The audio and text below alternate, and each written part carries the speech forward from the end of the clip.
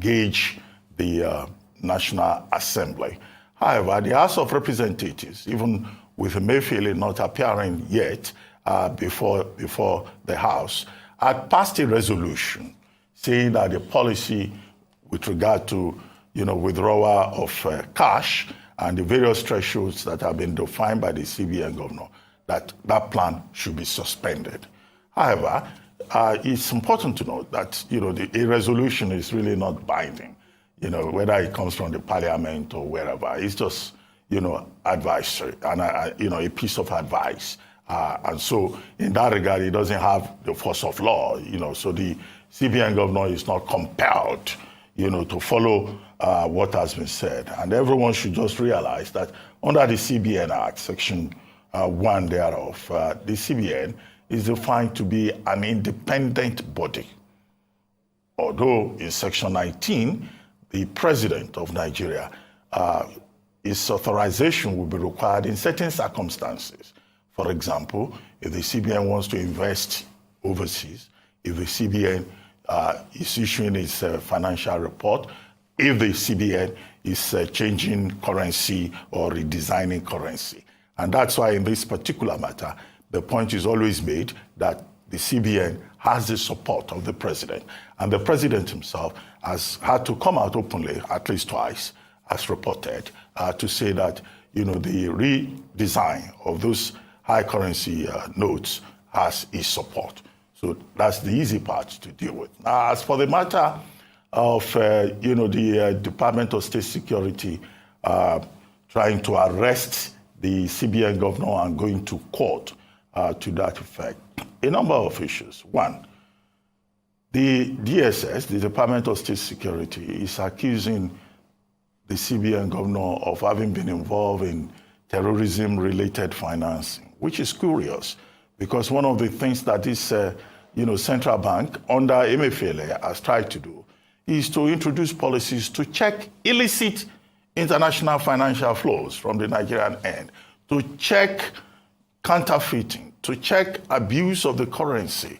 And then just about 2 weeks ago, I think, yeah, I'm right, this same CBN introduced certain policies for the money deposit banks and for all financial institutions in relation to terrorism financing into, such activities. And now we're being told that the Department of State Security has gone to court to say that, they need the permission of the court to arrest the CBN governor. The thing to note, however, is that, yes, nobody is above the law. That's the second point. The third point is that does the Department of State Security, does it need the permission of the court? Okay, since the governor of the central bank does not enjoy constitutional immunity. The section of the Constitution, Section 308, dealing with immunity, is very clear, and the CBN governor is not listed under that. The other point to also note is that if you arrest the CBN governor, this could have implications for the stability of the economy. It could send wrong signals to the investors community and all of that. And that is why in the papers today, some learned, silk are advising that what needs to be done is to get the concurrence of the president, since, what has been, because of the economic, financial implications of, any kind of arrest of the CBN governor. The other point arising from this is that Justice Soho, Chief Justice of the Federal High Court, treated the matter expeditiously. And this is, something that deservedly has been praised by Femi Falana, SAN, who said, look, in this particular instance, what Justice Soho has demonstrated is that where fundamental rights are involved, it's better to treat the matter immediately. And the entire case took 2 days. And what Justice Soho said is instructive. He pointed out that the DSS does not have enough evidence to back up the allegations. Secondly, the judge said the permission of the president of Nigeria must be sought, even if the DSS wants to arrest the CBN governor. So these are some of the basic issues surrounding the case. But more importantly, the point is made that the people going after or persecuting, in quotes, the CBN governor, are persons who feel threatened by the fact that the CBN has introduced a policy that will not make it possible for them to collect so much money for the purposes of politics. And what I find instructive here in this regard is that it has the support of many groups, a national coalition of interest defenders, the National Association of Nigerian Students, the chairman of the Christian Association of Nigeria, Kaduna chapter, even if he's not a subject matter expert, has also thrown his weight behind the CBN governor. And then you have, ethnic solidarity groups that are saying, the man has not done anything wrong. And also the spokesperson of the People's Democratic Party, Kola Ologbondiyan, has also issued a statement in support of the CBN governor. In all of these instances, his supporters are claiming that it is politicians who are trying to subvert the CBN. However, last point is that in terms of the currency redesign, the CBN has not done anything that is illegal. It has such powers under the CBN Act, and the president is backing the CBN in that regard. If we have any major concern, it should be that, please, they should make these new notes available. Thank you. I mean, just to a few things you've spoken about, Dr. Bati, with regards to this analysis, excellent as always, is number one, yes, the chairman of the Kaduna State chapter of the Christian Association of Nigeria is not a subject matter expert on this. However, he's spoken as a community leader. And there's a big question he's asked. He's asked that those who are against this policy, what are they hiding? What is it that they are so against it? He's spoken from a position of the terror, the banditry and security upheavals that they have experienced, particularly in the southern parts of Kaduna, kidnappings. And to them, this policy is a welcome development. So speaking from that angle, he has come up to say that, and speaking tough on that why are people against the policy? Now, in the past, when we discussed this policy, we talked about, yes, the need for sensitizing the people, the need for ensuring that there's a wider consultation and perhaps a review of the withdrawal limits and a review of the deadline. But the question around the effectiveness of the policy or the importance of the policy has not really been in question. So these are some of the things that we must consider. Thank you all. Thank you, Dr. Bati. That's all on the news headlines. We'll take a short break now. When we return, we'll have Michael Wilson and Rotus Odiri give us updates on global and Africa business activities. Stay with us.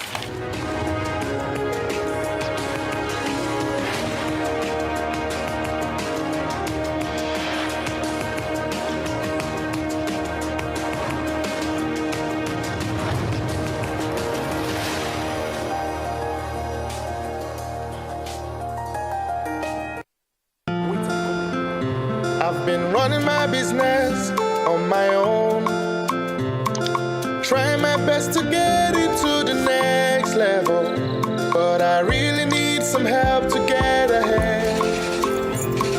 I know just what to do, I'll vote it for my loans, overdraft, step by step to my dream business with Vote. Vote is the answer. Salary earners, entrepreneurs, get your loans with no collateral. Yeah. Vote is the answer. Quick sign up, zero paperwork, step by step to your dream business with Vote. By Polaris Bank. Vault is available to individuals, SMEs, and corporate customers. Download Vault by Polaris Bank from the Google Play Store or Apple App Store to get started today. Vault is the answer.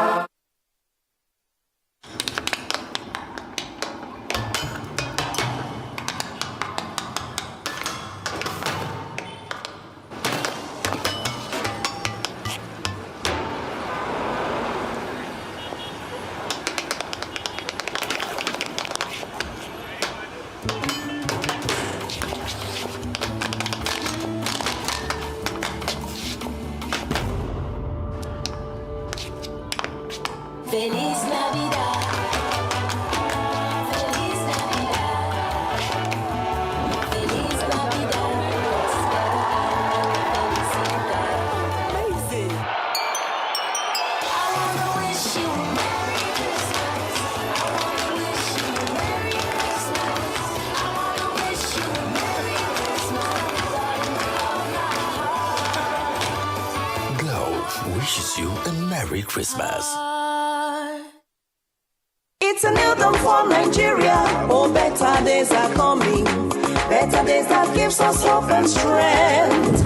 Bola Tinubu is determined to keep this hope alive. Bring the smiles back to all Nigerians. It's a new dawn in Nigeria. Renewed hope beckons on our people. The silver lining dots the skies. The firmament portends a bright future as the people of Nigeria move to vote a man whom they have come to trust for the realization of their aspirations for a better Nigeria. That man is Asiwaju Bola Tinubu. He has been tested. He can be trusted. Vote Asiwaju Bola Tinubu as President of Nigeria 2023. Vote Kashim Shettima as Vice President. Vote APC. Surely with Bola Ahmed Tinubu, the smiles are returning. We are close to home. Bring the smiles back to all Nigerians.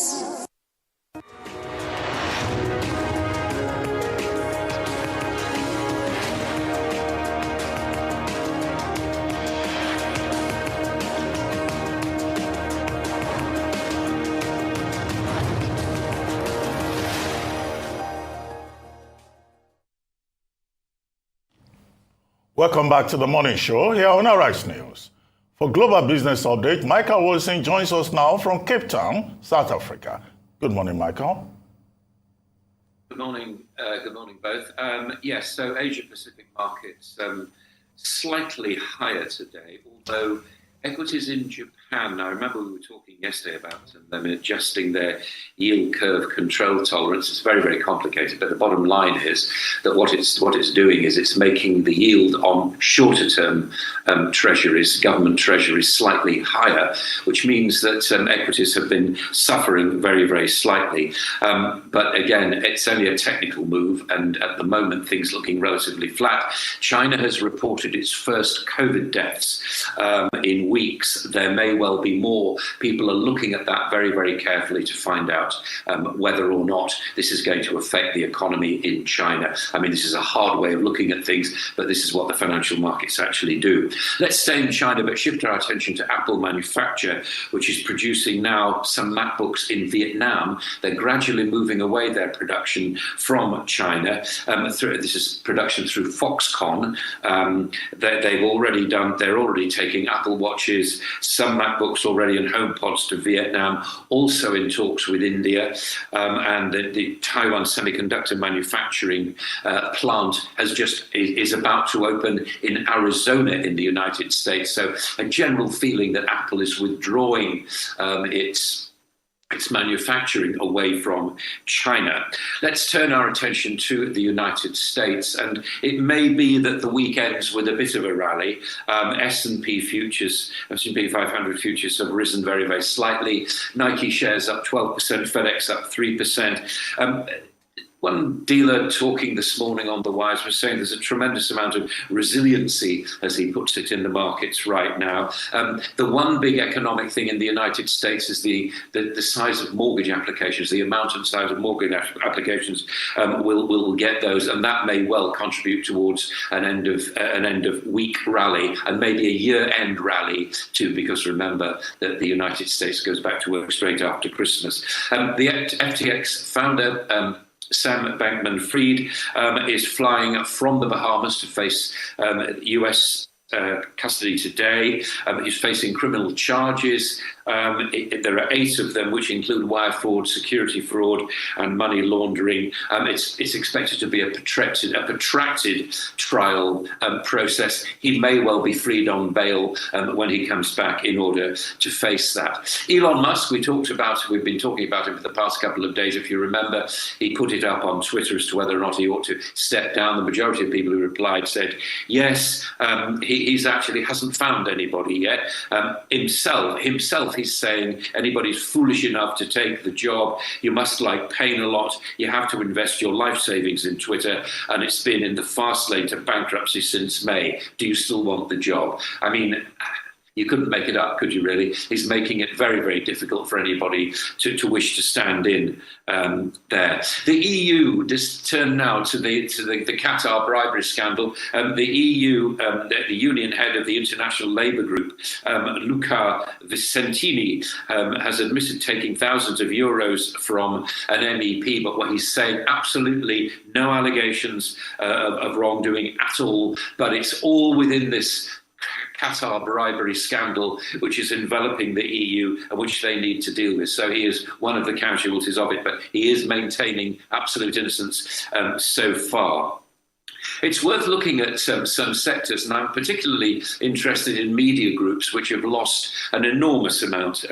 It's about £500 billion in value due to rising costs, less consumer spending, and also a drop in advertising too. The hardest hit sector, and in what has been a bad year for equities, we're talking about Walt Disney, Paramount, and streaming has helped slightly, but there's a big churn in streaming as well. People are going from one provider to another very, very rapidly indeed. In the UK, the nurses, one of the striking public sectors in the UK, have had a big backing from the UK public. Most importantly, I think, they've had backing from people who say they're members of the Conservative Party. The highest sector to get backing from a party like the Conservative Party. And of course, the Conservatives are in ruling position in the administration at the moment. So this may well tip the Prime Minister in having to deal with it. And finally, I mention this chap quite regularly because I think he's very good about oil, Dan Yergin. He's now predicting he's S&P Global Vice Chairman now, and he's predicting $121 a barrel for oil if China were to open. Of course, at the moment, it's not quite clear about that. And if a general recession, he sees crude at about $70 a barrel. So quite a wide gap between optimism and pessimism. But at the moment, you can take it from he's saying that if everything goes to plan, then oil will be at $121 a barrel in the first 3 months of 2023. That's the global view this morning. All right, thank you very much, Michael. Thanks for the update on the nursing strikes in the UK. Particularly worrying and just wondering at what point Rishi Sunak will come to the negotiation table and perhaps review the salaries and monies with the nurses. It would be interesting to also find out what the impact has been, since the strikes commenced. Also, I'd like you to just to talk about following up on Twitter's or Elon Musk's Twitter. There's a news yesterday about perhaps votes influencing the outcome of the final results of whether he's stepping down or not. The argument for this by one of the users analyzing that was that the number of people who voted didn't quite tally with the number of people who reacted to the post. Well, I voted. I don't think I clicked on like or retweet, so I might be one of those people whom would be under question. And then finally, just going on to Apple, moving away more and more from China. Which other nations or where would you think they'd be moving their business to in terms of production? In November, there were talks of going to India, widening their relationship, trade relationship with India. Would that be up for conversation, as well as which other nation perhaps, or which other country would they be seen to be working with? Apple, first of all, going to Vietnam as well. India, yes. And also starting its own plant run by Foxconn and Taiwan Semiconductor in Arizona as well. So I think what you're seeing is it's not quite onshoring, but it's certainly moving away from China. China, I mean, never mind the security aspect of it and whether Tim Cook happens to be in league with Joe Biden and the Democrats about this, because, as you know, they're very keen about national security. But the fact is that it's very, very difficult at the moment for them to predict whether or not there might be more regulation. They don't know whether they're going to be workers there. So the outlook in China for people actually wanting to manufacture there is a little uncertain as well. So I think there are two things involved in here: politics, certainly, and also business, not knowing about manufacture. As far as Musk is concerned, he's saying himself, isn't he, that it's not a job that he would recommend to anybody. And and quite right too, because we don't know what shape Twitter is going to be in. He says that he might just stay on. I mean, this is a sort of ploy. Politicians do this all the time, don't they? Back me or sack me. And even though there is it's a marginal, but not a huge majority, as I understand it, 57% of those that replied said step down, which is not a massive majority, but it is a majority. And it may be that it says, okay, well, there's nobody coming forward, so I'll have to do the job myself. I really don't know. It's not a job that I would want. I don't think anybody would want to work for an autocratic leader that is not willing to say which way the company is going to go, because presumably he simply doesn't know. And given the fact that advertisers have walked away as well from the whole Twitter thing, it's going to be a very, very rocky road from now on. Be interesting to see what happens. My prediction is, for what it's worth, I think he'll probably come back, but let's see. And finally, the nurses. Yes, I think most significant about this is the enormous amount of public support that we're getting. I think they probably would get that anyway if you were asked in the street, do you support the nurses' action? Do you think they're paid too little money? Yes, of course, you would say yes, wouldn't you? But the fact is that all the concerns about inflation-busting awards and the rest of it have moved away, particularly from members who say they're members of the Conservative Party. These are the people that I think Rishi Sunak will be worried about. And I suspect, I mean, there is still time before Christmas and then afterwards. But the nurses are saying they will start firm action in the new year in 2023, and if they do, I think the two sides will be brought closer to the negotiating table. The government has to be seen to be digging in at the moment. Okay, talking about the strike in the UK, people have been advised not to use their car. Don't use your car. Don't run. Don't have fun. Don't engage in any kind of strenuous activity while the nurses are on strike. Ambulance unions are going on strike today as well. Steve Barclay met with the unions yesterday, the ambulance unions, but the whole thing degenerated into nothing. No agreement was reached. The question is, Steve Barclay, Rishi Sunak, and others, how would they live with themselves if people die? Because it's very clear now that people may die, or will die, of course, if, they continue to mismanage the situation as they have. So how would they live with themselves? And then as for Elon Musk, yesterday, I pointed out that Tesla shares had been downgraded on the Wall Street. And Elon Musk had a response. He said, whatever is happening to Tesla is as a result of macroeconomics. And I was talking about inflation and all of that. But his critics continue to insist that there is the absence of leadership at Tesla and that the chaos that is causing in Twitter is affecting Tesla. Only yesterday, 8% reduction in the shares of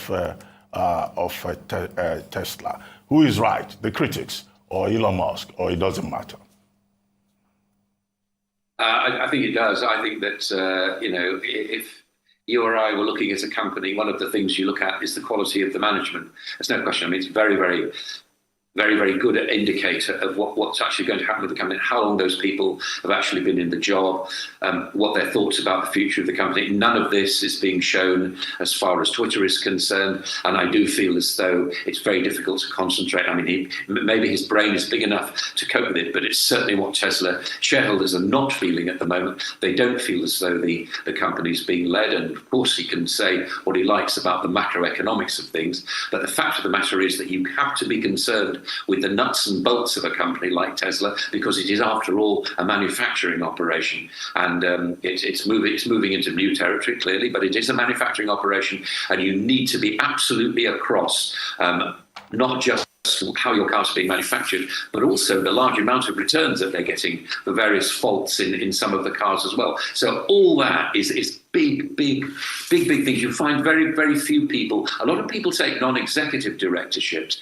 but very few people run separate companies. So it's got SpaceX, it's got Tesla, and it's got Twitter. SpaceX, as I was saying yesterday, many people are saying it's easier to land on Mars than it is to run Twitter. I mean, this is how bad it is. And he's not exactly, he maybe say, well, I'm telling the truth, but he's not exactly after after getting recruits to fill his shoes. And finally, on the strikes, well, I think it's, yes, I mean, I share your concern. I mean, all these warnings about, not to drink too much at Christmas and not to fall over, that seems completely fatuous to me. I think much more indicative of what's going on is that all the politicians all the conservative politicians are very careful not to blame the workers. What they're blaming is the unions. And actually that's quite an important difference in the way the blame game is being carried at the moment. So it's not the individual nurses who are getting blamed for this, but the unions themselves. I still feel as though it has to resolve itself, but it may be some time. Well, thank you very much, Michael. Thank you very much indeed. Now for business updates across the African continent, Rotus Udiri joins us. Good morning, Rotus. Good morning, Doctor. Good morning, Ayo. Good morning to all our viewers. Yeah, we begin with the airline operators of Nigeria. They put out a press statement yesterday or the day before saying that they are facing fuel scarcity with respect to Jet A1. And as a result of that, flights will possibly be disrupted or outright canceled. Let's take a look at the statement from the airline operators of Nigeria. They said they wish to inform the general public of any impending disruptions in scheduled flight operations due to the scarcity of aviation fuel, otherwise known as Jet 1, which they say reared its ugly head again in the past few days. The scarcity will no doubt force airlines to reschedule flights, leading to late operations and or cancellations. They continue saying that, I think they're pleading with the public, saying that this unintended development is a pain on airline operators and a stain on the industry, especially at this time of mass movement of people for Christmas and New Year festivities. While we do our utmost best to manage the situation and ensure safe flight operations, we plead the understanding of the traveling public in the circumstances. And then finally, third part of the statement saying that we also call on the concerned authorities, including production importers and marketers, to do their best to resolve this ugly situation so as to ease the stress it brings on the traveling public, as airline operators remain committed to doing all that's necessary to ensure seamless services. It's just terrible timing. This is, again, a deregulated product. There's no subsidies on this, so the supply is supposed to be there. But we've talked ad nauseum all throughout the year about the price pressures that the airline operators are facing. They've had meetings with the NNPC, they've had meetings with the House of Representatives. They asked for a license so they could import the fuel themselves. How that makes a difference, I don't know, because it is still deregulated and the price is the price as dictated by rising oil prices. I don't know. This is now going for, during the festive period, there's demand for flights, as we know. So that means that if flights are cancelled or delayed, you've got less flights, and then demand is still high, which means prices will even skyrocket more than they usually would. Look, the only way for these players in the sector to augment this increased cost is to raise prices. I don't know what else that can be done at this point, because if you go outside the studio right now, the streets are blocked because people can't buy fuel for their cars, and now you can't buy fuel for airplanes. I don't know. Anyway, we move on to Ivory Coast. Speaking of fuel, no. Actually, Kenya. So yesterday we talked about William Ruto, who had a list of revenue options or revenue targets for Kenya. One of those revenue targets was to cut the budget by $3 billion for the 2023 through 2024 fiscal cycle for Kenya. And one of the ways he was supposed to do that, or he plans to do that, is to remove fuel subsidies. However, the Energy Regulatory Authority in Kenya said they're going to maintain fuel subsidies for December because of the festive period, and then they'll review in January. So there you go. And then, now the Ivory Coast. So the Ivory Coast, they are flagging off in Abidjan a couple infrastructure projects. And I think we can take a look at the list of the projects. It's they're extending. So it's a metro line. They're going to be building a metro line, also extending the international airport. The metro line is supposed to cost about 1.3 billion euros. France has provided credit facilities and loans to be able to finance this. We'll hear from Bruno Le Maire, the French Minister of Economy, in just a second. It's supposed to carry about 500,000 passengers daily when it's ready, create about 2,000 jobs. The completion date they're looking at is 2025. So here is Bruno Le Maire, who was in Abidjan to flag off the commissioning of the projects. The purpose of my visit is obviously to mark the concrete launch of the completion of major infrastructure projects here in Abidjan, the metro, which is of special importance to Prime Minister Patrick Ochi, and the airport expansion project. The metro is one of the largest infrastructure projects on the continent. It is an ambitious project, a social project that will benefit millions of people in Abidjan. Ivory Coast has achieved economic and stability successes that make it a model for many other countries. Growth, jobs that are created, infrastructure. All right, ladies and gentlemen, they will finish that rail. There will be no delays. That rail in Abidjan, in the Ivory Coast, will be completed. It will not be like the blue line and the red line in another famous African nation that has had for 40 years now not been able to complete that. They will complete that project. That's your African business updates for today, with no fuel. All right, thanks, Rotus. We cannot but start from the no fuel angle, part of the story, starting off in Nigeria, and, it's quite ironic, you put it side by side Kenya, who are looking to keep subsidy just so that their citizens can enjoy the festive season, can enjoy, this period. Unfortunately, just before you came in, I was just thinking of the fact that despite promises made, unfortunately, the queues still remain in terms of even on to aviation fuel. And just to throw that light so that we can see a reprieve. The promise was that in the week leading up to Christmas, we will see the queues thin out, which close towards the end of last week, we started seeing less queues. It seemed like, the situation was getting better. Unfortunately, it hasn't been sustained, and we still have, and the resultant effect on traffic, just to highlight the fact that it's a great time. It's supposed to be a great time for business owners because of the Christmas rush, where people go out to buy things for their, food items, clothes and things. But it is a deterrent for people to go out to the shops because you don't want to be stuck in traffic for 4 hours. So it's important to understand the bigger implications of fuel scarcity, of course, beyond the obvious, especially at a time like this where businesses are trying to recover from a not too great year economically.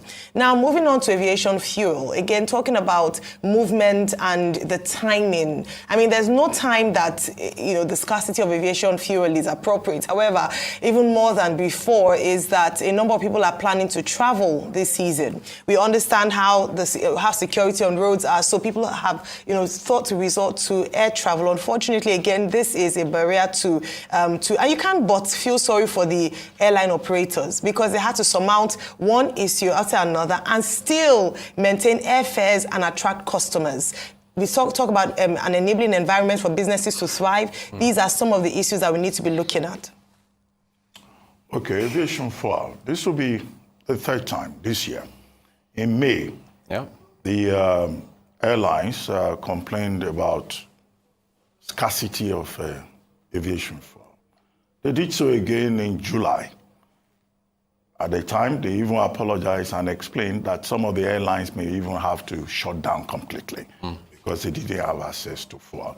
And the argument then was that the high cost of aviation fuel was an issue, the non-availability was an issue, with an average airline in Nigeria spending between 60 million and 120 million per day on aviation fuel alone. And at that time, of course, we saw the effect in terms of disruptions and also in terms of the high cost of tickets. The cost is so high that even now, some people are boasting about traveling from Lagos to Warri by road and claiming to enjoy it. You will enjoy it if you probably don't have an option, but it's not as if the roads are also safe.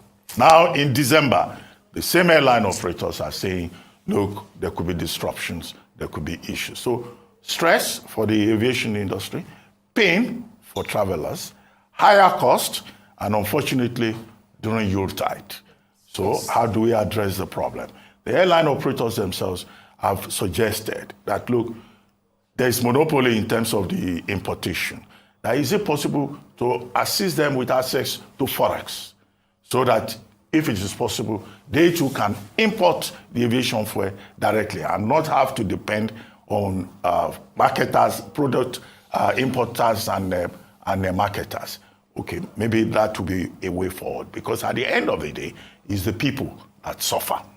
And of course, you know that these airlines, they also have employees. Yep. So additional pressure on that subsector. Now, as for Kenya, the simple message from there is that Kenya has been trying to remove subsidy, and they just keep postponing it. What they've done now is to postpone the increase because of Christmas. Yep. That's the explanation that is given. Yep. So that shows empathy. It simply means, governments should look out for their people. If it were Nigeria, have we not been in this country at a time when it is 3 days to Christmas, that's when government will come with a policy that will throw everybody, on the wrong side of the aisle. Okay, so it's about empathy. Then they will eventually come around to it. Yeah. Finally, Ivory Coast Metro. Now, I mean, I understand why you brought it up. You are citing red line, Of blue course, line. yes. No, you even have to go all the way back to the past when Lagos State was to have a metro line. Right. But that was disrupted. Today, Lagos is here to have that metro line. And Lagos needs that metro line.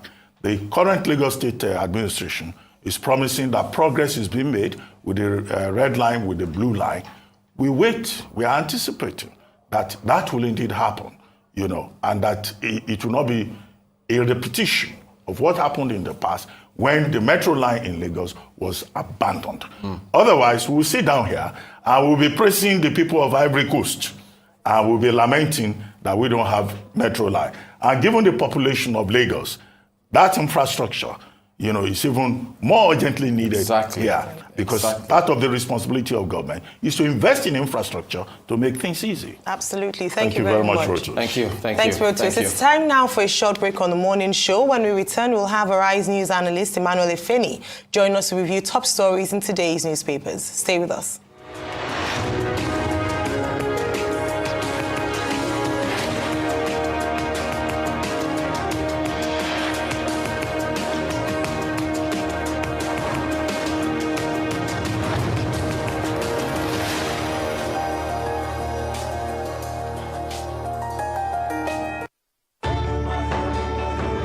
As you adjust to the new realities for operating your business and engaging with your customers, let us help you transform your business into a digital powerhouse capable of adapting and taking advantage of today's opportunities.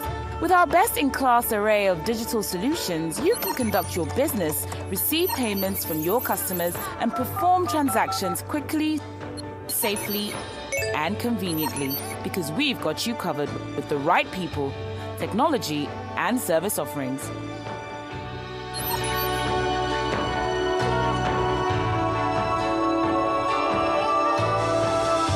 Contact us today and let us take your business to its zenith. Zenith Bank, in your best interest.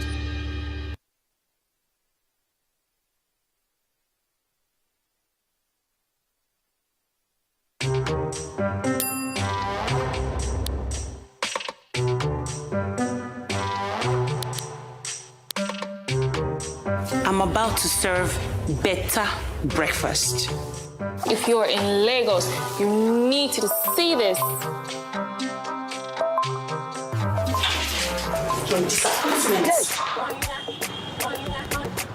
I'm not just streaming content, I'm just escaping traffic. Get more data to enjoy exclusive content.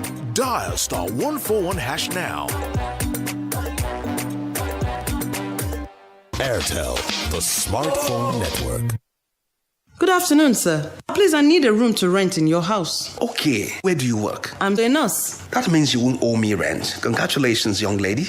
You have yourself a house. Oh, thank you so much, sir. So, how much is the rent? 90,000 naira. Oh, but wait, where are you from? I am from Akamata. Akamata what? Akamata in my house? If you know how you got into my house, please get out right away. My spirit and that of Akamata people don't have anything to do together. Sir, what have I done? Your people from Akamata are known for bad things. That is what they represent, and you can't live in my house. Just get out right away. What's going on? Leave my house, young lady. Yes, our differences extend to our languages, culture, food, and even belief. But we are bound together by the cord of love. With one heart, with one voice, we will make Nigeria a hub of greatness, a place where the people live as one. This message is brought to you from the Center for Democracy and Development, CDD, with support from the UK government.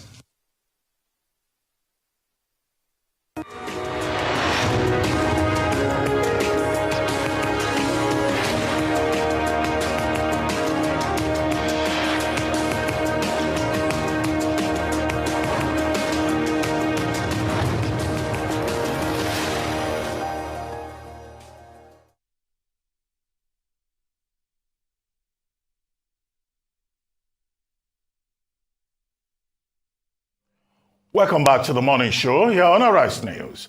Joining us now to review some of the headlines of today's newspapers from around the world is Arise News analyst Emmanuel Efene. Good morning, Emmanuel. Good morning, Ruben. Good morning, Ayo. Good morning. Yes, let's start the review with this day, Nigeria's newspaper of record.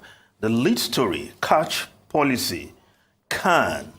Others express concern over plot to arrest Emefiele, says selfish Nigerians want to create confusion in country. Bullion van politicians after CBN, says Atiku Okowa campaign. Lawmakers re-invite Emefiele for grilling on cash policy tomorrow. Falana, other senior lawyers react. Money launderers, political bandits against redesigning of Naira, says NANS, as a National Association of Nigerian Students.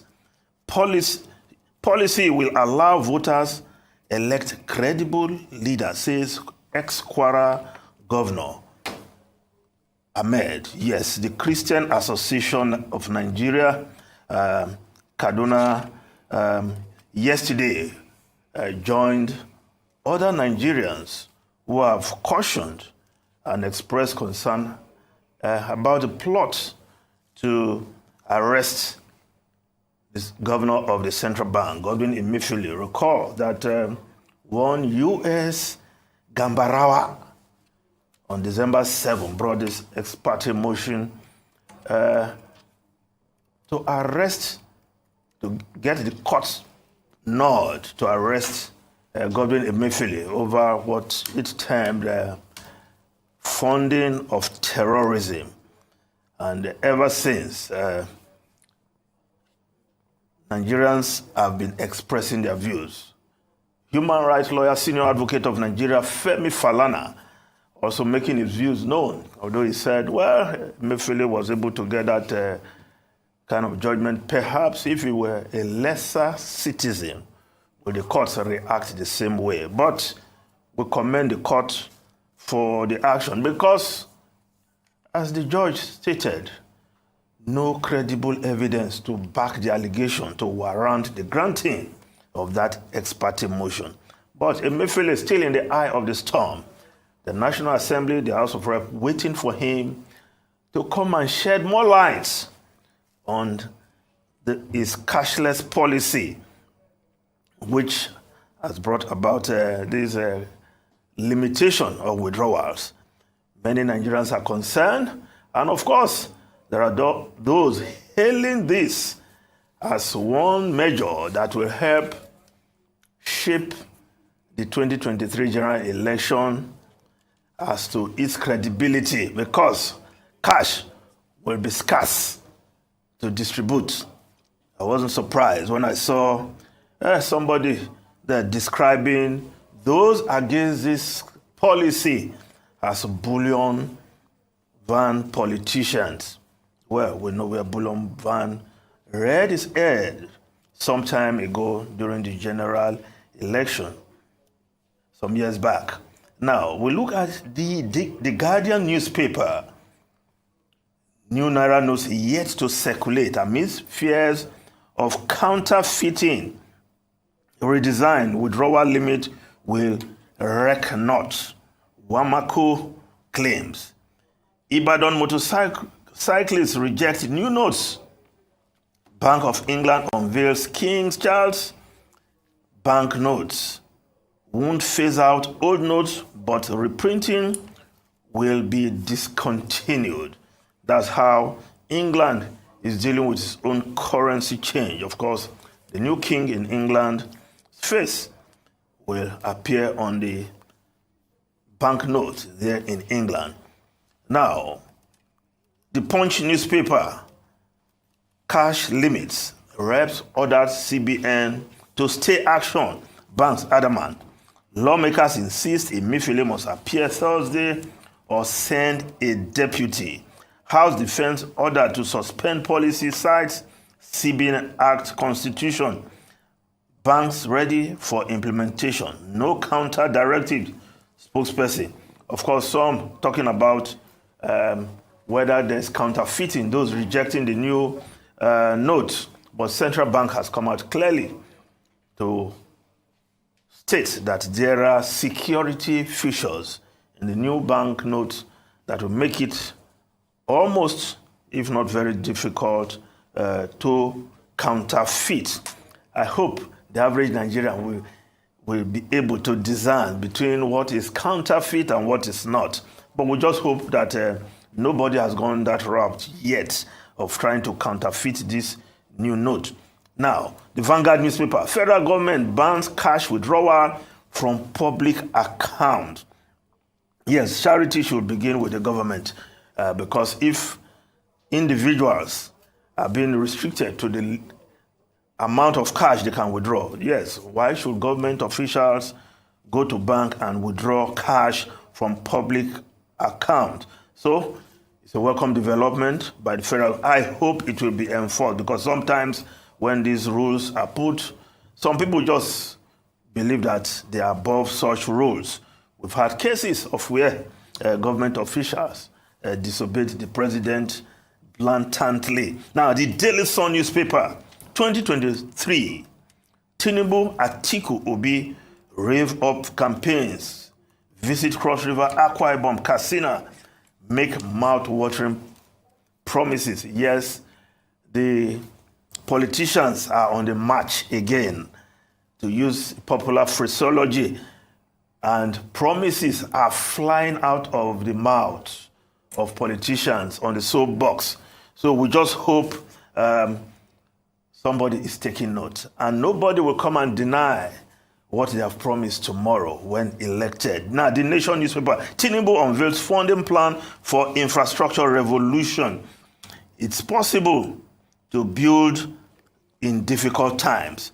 North Christians Forum endorses Tinubu Shetima, Cross River APC, crisis resolved. Now, the Nigerian Tribune newspaper, yes, $2.4 billion revenue loss.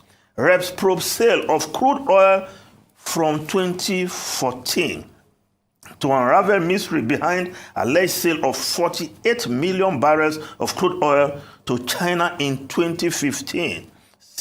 Give CBN governor 2 days to appear over cash. Well, this probe is something we'll have to keep a tab on this sale of crude from 2014. The House of Reps there digging into this in the twilight of the 9th National Assembly. But we'll see how that pans out. The foreign newspapers quickly.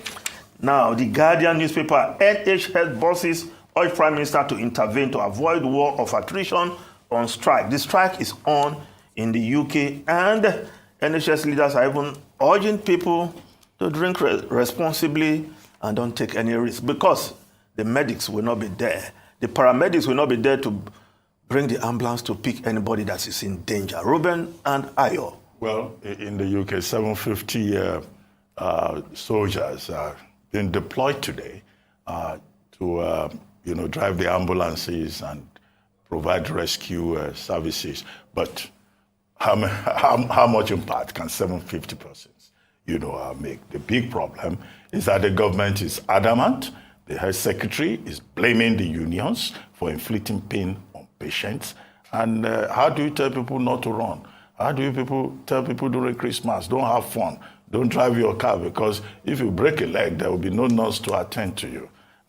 It's a major crisis, on both sides. I think whatever the government is saying, what is more important in England and Wales is the security of lives, the safety of lives. But we don't have too much time. But in another news, I understand that the Minister of Works and Housing has handed over keys to Mutiu Adepoju, Affinity George in Ibadan.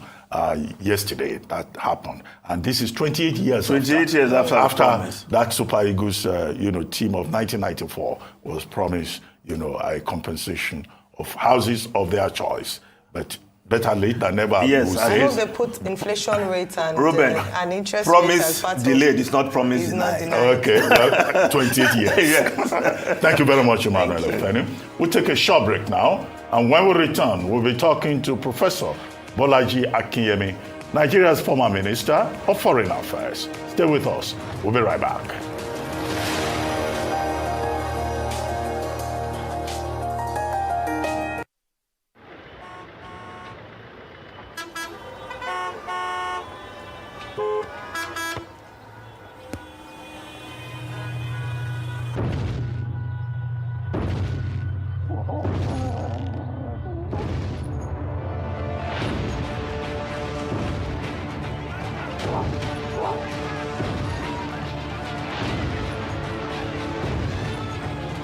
Set to take the African continent and the world by storm.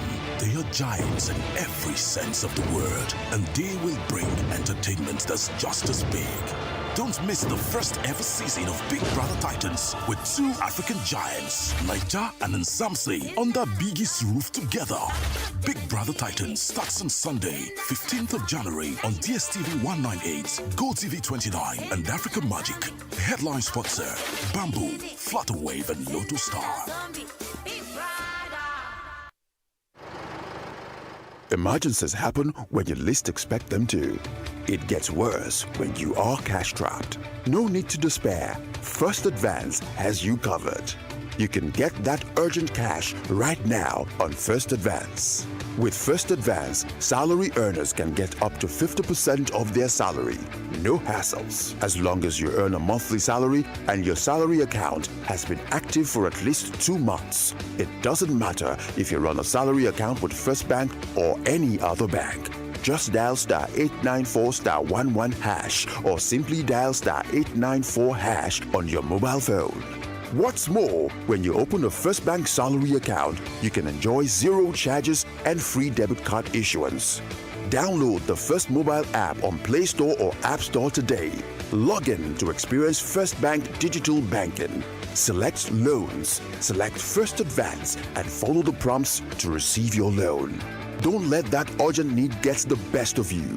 Get First Advance now. It's as simple as dialing *894*11#. First Advance. Fast, convenient, secure. You first. First Bank.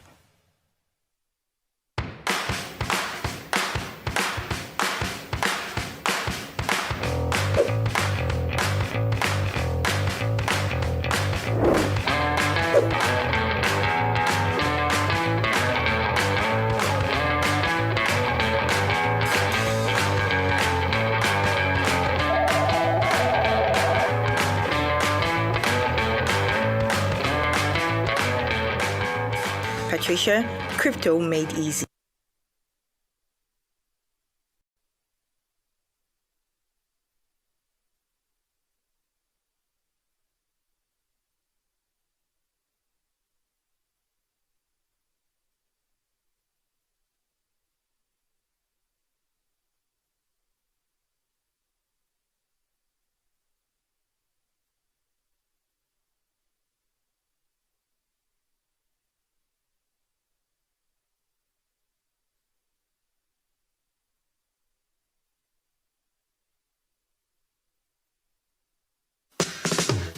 Papa, mama, brother, sister, this Lagos must work for all of us. Everybody down fún Èkó. Oh yes, Lagos people, papa, mama, sister, brother, auntie, plus including uncle them. Better don't land for Lagos State gidigba. Money wey be for Lagos State, then go use them for Lagos State. Wella, no more baba sope. Then no go chop Lagos State money. Nobody go pocket Lagos State. Then go take and build Lagos State, build road, build hospital, build houses, and now only one man fit do this job. His name na Abdulaziz Olajide Adediran Jandor. He can't carry one ogbonge person as a deputy governor. Her name na Funke Akindele Jennifer. My people, wetin we dey wait for? Make we vote for light, vote for change. No be the kind change where dem vote before. This one na the original change. How Amumu don do? Pay dey pay. Everybody down fún Èkó.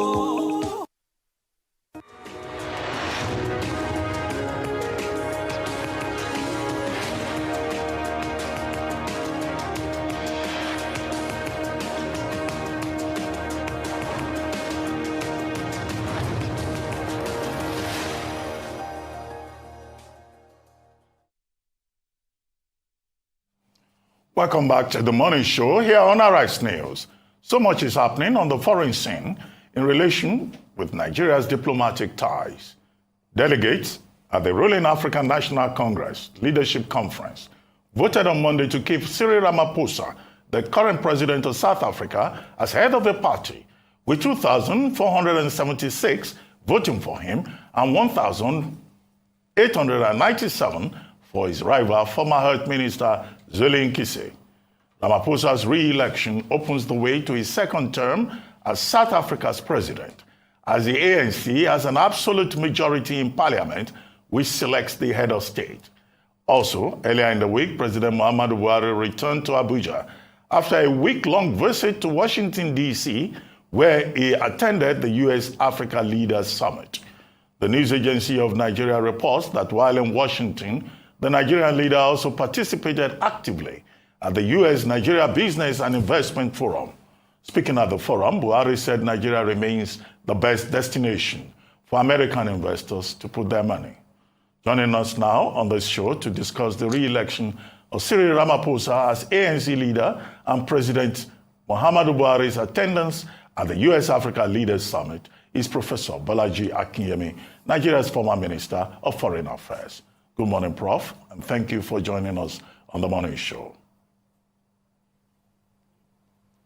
Good morning, Dr. Abati. Good morning, Ayo. Compliments of the season. Compliments of the season to you, sir. Well, Prof, Cyril Ramaphosa survived the threat of impeachment, threat, and then he also managed to shrug off the allegations of involvement in fraud at his farm, the Falafala farm. And then on top of that, he managed to emerge again as leader of the ANC, despite the opposition from former President Jacob Zuma and others. Now, is the storm over for him? Now that he has to go to election later in the future as president seeking a second term in office. Well, thank you for having me on your show this morning. One factor missing from your intro, on which I would like to hang my contribution, is the fact that when the news filtered out that the ANC had voted him in as their leader, the market showed considerable improvement. And that is the key to understanding the conundrum that we face in South Africa. You see, an unholy agreement was made at the end of, as we transited from the apartheid regime to the ANC government. They made a deal, an unholy deal. And the deal was, we give you political independence, political rights, and you leave us, the white people, the business community, with running the business the way as it is. We will, of course, take on board some of you leaders to make sure that you benefit from the profits of the business community. How you do it, we don't really care, but you will leave the business alone. This unholy deal was what got independence and black rights in South Africa. We all applauded at that time because we were not aware of this unholy deal. And that will explain why every leader, every president of post-apartheid South Africa had come to a sticky end, had left office under very spurious and very undignified circumstances. Please, I know, not Mandela, but the reason Mandela was never accused of anything is because he was Mandela, and nobody was going to touch him. But if you look at the house where he lived until he died in South Africa, I mean, how did he buy that? While in prison, was that from his prison wages? Of course, that was the house given to him by the Oppenheimer family. That was his own sweet deal, and there were other sweet deals for Mandela. But once Mandela then left, Thabo Mbeki was seen off, accused of corruption. Zuma was seen off, accused of corruption. And now you have Cyril Ramaphosa accused of corruption.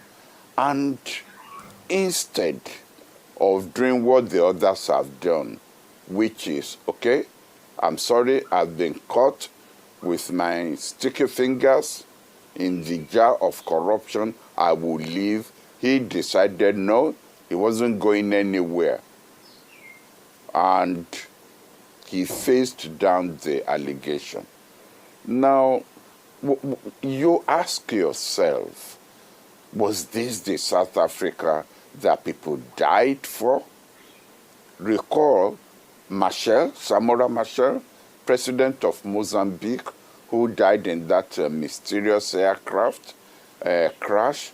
Remember Ruth First, who was blown up by the agents of the South African regime. Remember the bombing runs, the bombing raids into Zimbabwe, into Zambia, against ANC operatives, as well as others who were there.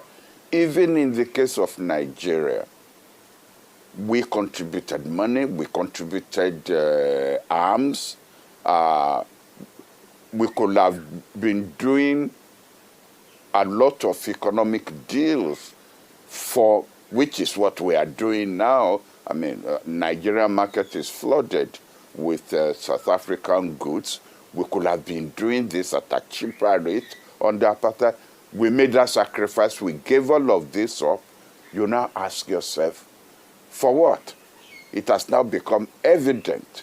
And one of the things which I even find, which we should throw into the maelstrom of the analysis that we are doing, is that Parliament that set up the judicial body ended up rejecting the report of that body, or not adopting it when it was brought to it. I find that really amazing. So what is happening to Ramaphosa? Who is next? Who is going to be clean? Because the gentleman, the health minister that you referred to, Dr. Abati, he himself was thrown out of the cabinet by Ramaphosa because of allegations that state funds that I think were supposed to be meant for whether it was COVID-19 or HIV, that there were malfeasance in the way in which those funds. To think that that was the alternative, does it mean that there's no clean person in the ANC who could aspire to be president of that republic? So I think that what we had hoped for, that perhaps South Africa would be the shining light of clean government when we think of, you know, the big names of the involved in the ANC struggle, that at least they fought for their rights. They know who died for their rights. But they were outwitted at the end of the day. I think it's a shame what has happened in South Africa. Please, don't get me wrong, I hold my hands up. South Africa is not the only country in Africa that is guilty of corrupt government. We don't even need to scratch our heads too high if it's in an exam. Name corrupt government in Africa. That would be the soft question that any candidate that attempts it, you know, will get 100%. All over Africa, you know, on clean hands, you know, in the presidency. So I'm not calling out South Africa. It's because, well, that's the issue. You asked me to come and discuss that. I'm focused on South Africa today.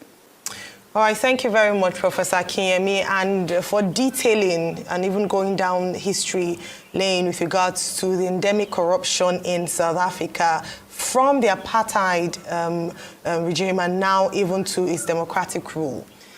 Now, following a 3-year inquiry, a report was released into the corruption crisis in South Africa. A report was released, and the final findings, led by the justice, the findings was that from Zuma to Ramaphosa, even though Ramaphosa came on board with a big anti-corruption fight, corruption hasn't been tackled under his administration. And what they're actually proposing is that perhaps one thing that could work would be changing a reform of the electoral process, whereby South Africans can vote directly for their leaders as opposed to through the ruling party. What's your take on this stance? Thank you very much, Ayo. The recommendation is addressing an issue that an issue that was put into the Constitution to almost guarantee a perpetual control of the electoral system by the ANC. That's just how you could have, how you could have a constitutional provision that says it is the parliament that elects the president based on nominations from the ANC convention. So, first of all, it's not even the whole of the ANC that makes the nomination. It is the National Working Committee or National Executive Committee. So you have creamed off the electorate, and then you take that to Parliament. The presidency in South Africa then could never claim that it represents the will of the people. And that's why the panel, headed by former Chief Justice, recommended that let the people vote, let the people's voice be heard, the whole people, not just the ANC, not just one party. Now, one could understand why during the time of transition from the apartheid regime to majority African rule. Why that provision will be put in, it was almost to compensate ANC for all that struggle, all that sacrifice, all the people who died in Soweto, people like Steve Biko, even Chris Hani. I mean, Chris Hani was assassinated, brutally because he was opposed to the kind of deal that the ANC and the white minority regime was working out, which has resulted where we are. Chris Hani was opposed to it, and he was assassinated by a white right-wing element. The time has come to revisit that. The ANC has now proved, like all parties in the world that fought for gracious values, that's now proved that once it has got into power, it has forgotten all those gracious values and has descended itself into the gutter of corruption and malfeasance and misgovernance and whatever other terms that you want to use. And so I think the panel was right to say, okay, let the people, not just some people, the whole people, those at least who want to vote. And here, let me say that it may even become worth it for us to copy the Australian model, which makes it illegal for people not to vote. So you just don't sit in your house on election day, and then at the end you moan, you condemn the kind of government that those who've been bribed to give up their PVC and what have you, the kind of government that then emerges from such a corrupt system. In Australia, it is illegal for you not to vote. And so I would really suggest that not only in South Africa, but also in Africa, we should make it illegal for people not to vote, not to exercise that right. Okay, Prof. Yeah, I think it's understandable if the business community in South Africa is excited that Cyril Ramaphosa has been re-elected ANC leader, because after all, he's business friendly. So they will be excited. But how about the ordinary people who have not been well served in 5 years of Cyril Ramaphosa's presidency? Power cuts, Eskom holdings cannot provide power, job crisis, unemployment is 32.9%, and then, of course, you have the ANC divided right down the middle. The question is, this second opportunity that President Ramaphosa has been given, does it really guarantee that the ANC will win in the next election cycle? And is Ramaphosa in a position to renew, re-energize the ANC? Because I don't imagine that those fronting for Zuma and Zuma himself are likely to back off.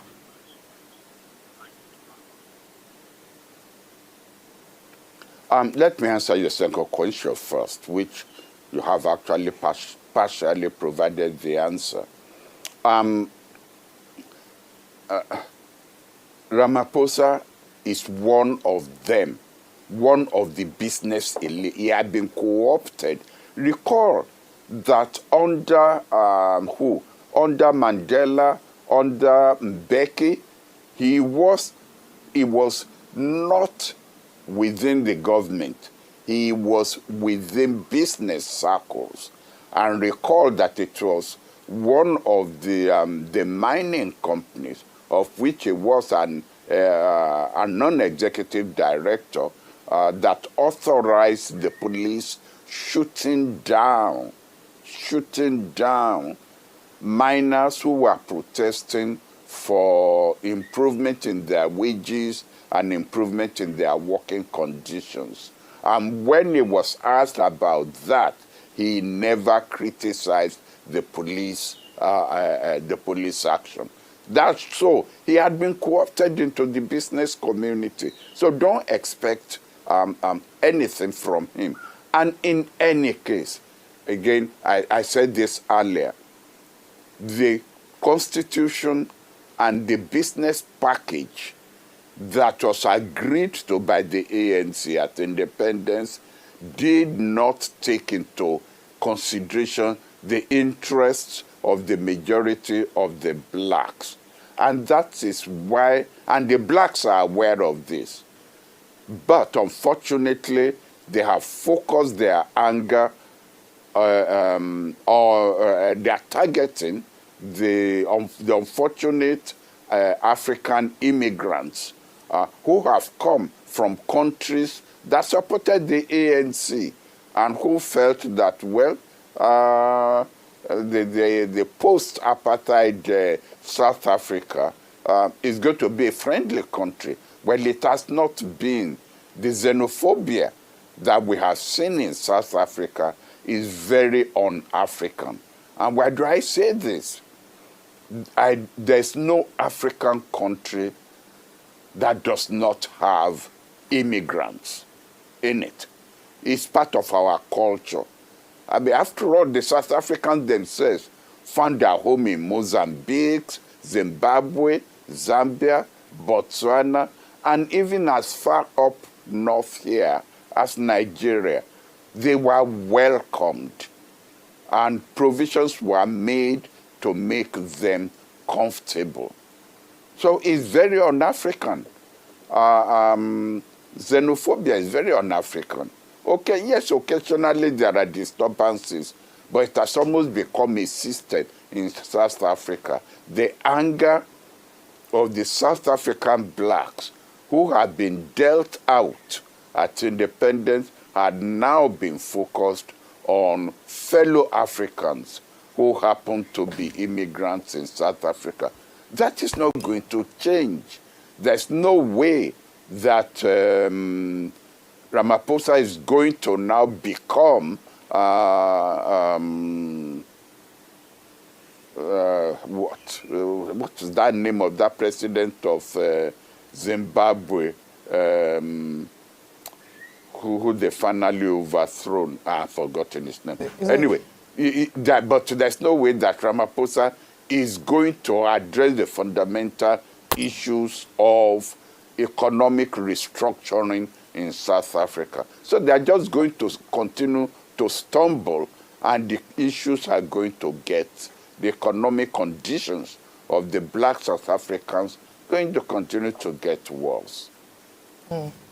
All right, thank you very much. Just to move away from South Africa and talk about the US-Africa Summit, which our president, Nigeria was a part of, represented there by a strong delegation led by the President of the Federal Republic, President Muhammadu Buhari. Now, some of the things, the outcome from the 3-day summit is the announcements by the President of the United States of America, President Biden, that the US was entering into a $55 billion worth trade deal with Africa. Spoke about a few other policies he was committing himself to.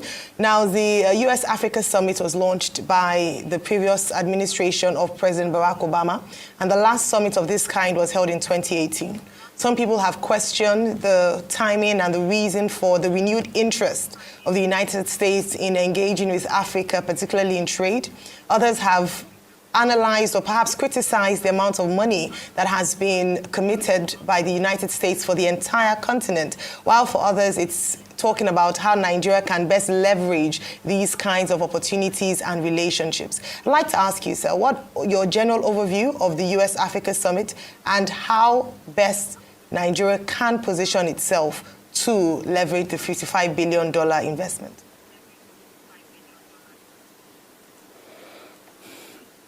Thank you, Ayo, for your broadly phrased issues that you want me to address on this matter.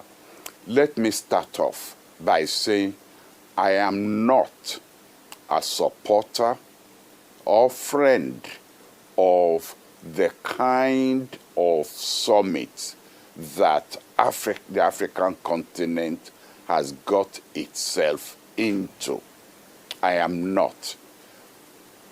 One leader somewhere summoning a whole continent, this time 49 heads of states, other times it's more than that, and they all pack their bags and they go. It is not the kind of diplomacy that I studied and that I understood to be the parameters for diplomatic engagement. You see, this type, the French started it when at independence they came up with parameters that will ensure France continues to monitor and continues to engage its former colonies on terms dictated by France. I think on this program we have talked about the colonial pact which which France forced its colonies to sign as a condition for independence. Again, for people who might not have listened to that program, part of the colonial pact was that they would not have a currency of their own. The currency will be, for all of them, will be linked to the French franc. It will be now even the new Italian prime minister, just told us that all that currency is printed in France, and the African countries are charged for the printing. The amount of money that the African countries get from their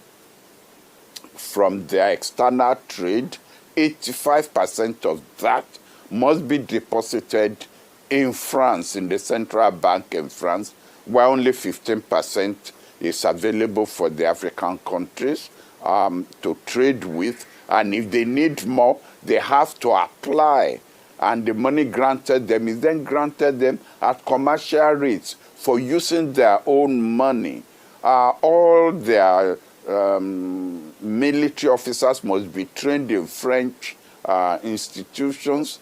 If you discover a mineral in their country, it's a French company that must be given the concession to mine that mineral. I can go on and on and on and on. The French then started this annual summit, France and the French-speaking African countries. Then others followed it as a pattern. Now you have Turkey African Summit, Japanese African Summit, Chinese African Summit. Excuse me, what is next? You have of course you have the United States African Summit. It is not. I'm not fond of that kind of pattern. Probably it will even be more acceptable to me if you were to rotate the way the Commonwealth does, because I can understand somebody now saying, but how about the Commonwealth to which Nigeria belongs to? Don't we have it's not the same. The format of the British Commonwealth is not the same. Number one, it is now rotated. The last one was held in Kigali, Rwanda. It has been held in Nigeria. Number two, their secretariat, citizens from different Commonwealth countries are eligible to be the Secretary General of the Commonwealth rather than the British Foreign Minister. So, I mean, it's not the same. So I'm not a friend of it at all. Who picks the agenda, for example? The last the United States African Summit, who picked the agenda? The Americans kept saying, we will listen to the Africans. But, I mean, I tried to follow the conversations that were held, and the elephant in the room was the involvement of China in Africa that America is not happy about. And even though they said they are not going to force any African countries to choose, there is no doubt. I mean, we are not babies in diplomacy. There is no doubt that, when it comes to political issues, which we have seen, which we have seen on the Russian-Ukrainian thing, countries remind you of what they have done for you when they are then asking you for your support on political issues at the United Nations. They remind you of that as if you owe them for what they have done. Number 3, this sum of money, if you listen to the subtones, it's not guaranteed. Congress has to vote on that money. The Americans are very clever in the way their constitution has been designed. So the president can make promises, but it is Congress, when it comes to financial issues, that decides how money is voted and how money is spent, and which one of these financial commitments finally, are actualized. So don't hold your breath thinking, how much is Nigeria going to get? How much is Africa going to get out of this 50-something billion? I'm not sure. Not with the Republicans who now control the House of Representatives. You've got a divided Congress, and the Americans know. When you have a divided Congress, you have a lame duck president. And that is often why even the American government shuts down at times when Congress refuses to vote money to even run the United States. So don't hold your breath on this issue of financial allocation. The more, the merrier in terms of investors coming into Africa. At least where you have the Chinese building east-west road, and you have the Americans doing this one, and you have maybe Turkey supplying your weapons and this and that. It gives you, the recipient, some leverage, in the sense that no country can then grind you to a halt because they are not happy with the way you voted at the United Nations. So, to that extent, we should welcome as many nations becoming interested in Africa, investing in Africa, because it gives us a kind of a balancing of interests.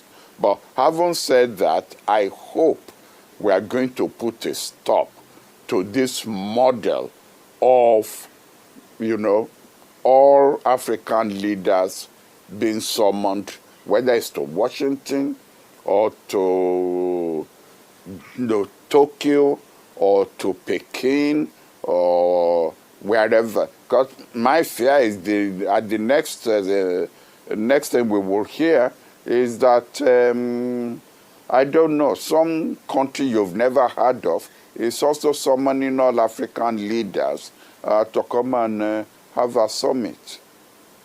Okay, Prof, without a doubt, Africa is being treated like a ward or a stepchild within the international system. The same countries that would not admit any African country into the G20 or allow Africa a seat on the a permanent seat on the Security Council are scrambling for Africa. Even Vietnam, Malaysia, they are also, don't be surprised, Prof, if they summon African leaders and our leaders go there. But the question is, how should African leaders manage this latest scramble for Africa and project the African interest? Because it looks like our leaders just go to these summits just for photo opportunities and to be seen to be taking pictures with other world leaders. But what is that strategic African interest that Africa must target? Maybe individually, maybe as a group. Dr. Abati, you are starting to sound like President Kagame of Rwanda, because that's precisely the issue that he has raised. You go there without your own agenda to face a country that has its own specific agenda targeting you. And I think that there are three things that we need to do. Number one is actually to reject this format so that they are not regarded as being rude. I have suggested rotation of the venue, and the chairman of whatever the summit is, you rotate it. If African leaders come to your country this year, the next one will have to be held in Africa. At least it will change the perception and the atmosphere of, a master-servant relationship. Number two, the African Union is there. The African Union should sit up and define agenda for Africa on current issues, and not just have this annual meetings, which you ask yourself what decisions have been taken at the last summit, and I scratch my head, I can't really remember. The AU should sit up. It now has a job to do. If the focus is going to be on membership of the G20, what will you even discuss there when you are given a seat? What will you discuss there? Will the Americans or the Chinese have told you, well, now, AU, you are representing Africa at G20, we welcome you, what would you like to have? And then the chairman of the AU says, I don't have a mandate to discuss any specifics, but we are happy to be here. That's not the kind of representation that we want. The issue of African membership of the Security Council is still outstanding. And let us be fair, it is the inability of Africa to resolve the issue of how many seats does it want, who will be the beneficiary of this is that actually holding up the issue of African representation in the Security Council of the UN. There are other issues within Africa itself, and one is that of Western Sahara. I laughed so much I almost fell off my seat each time they strained to refer to Morocco as an African country. Yes, geographically Morocco is located in Africa, but if you look at Moroccan diplomatic positions on a lot of African issues, they are always voting against the African position. And on Western Sahara, for example, they've refused the African Union position on Western Sahara. And please don't forget that even Morocco applied to join the European Union. That that application was rejected. So in a way, we even have this big issue of what is Africa? Who is an African? And there are people, not only within academic circles, but also within, although quietly, they don't say it out loud, who feel that the African Union, like its predecessor, the OAU, is badly configured. Yes. But not to drag the debate into another area. Those are the three issues that I would say. One, rotate the venue, rotate the chairmanship. Two, the African Union itself should sit down before any summit and decide the agenda that they themselves, will pursue. Absolutely. Thank you so very much for such an insightful conversation. Professor Bolaji Akinyemi, former Minister for Foreign Affairs of the Federal Republic of Nigeria. Time for a short break now. When we return, Aaron Akerijola will be here with Global Sports Update. Stay with us.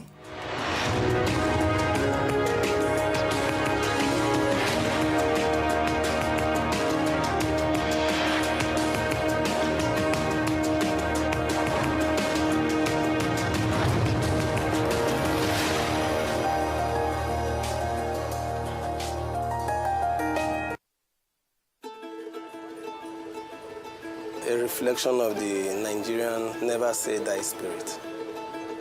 They never stay down. You're always thinking of how to improve. You're always thinking of how to move forward. My name is Emmanuel Ahimieho. I've been a civil engineer for 18 years. I'm the project manager of Obajana Kaba Road. The Obajana Kaba Road is 43 kilometers built completely of concrete pavement. We started work on December 2016. I remember when we came here, it was virtually lifeless. We're building a road that we know will need very minimal maintenance.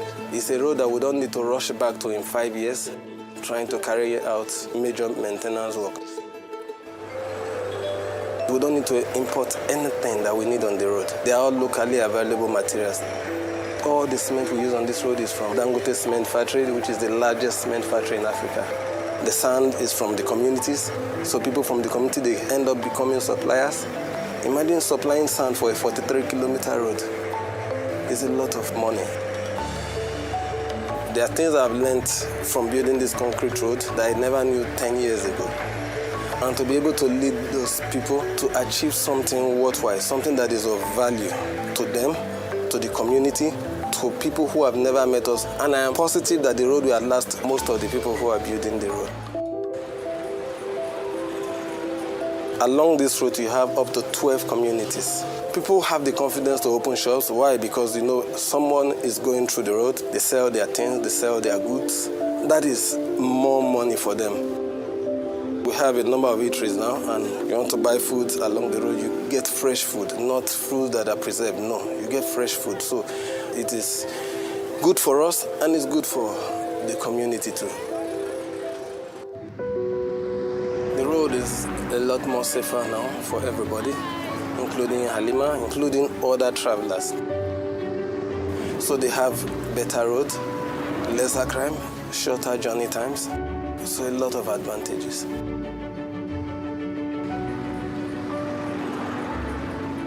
I've had people who go through the roads and they stop to just say, well done. We are proud of what is happening here.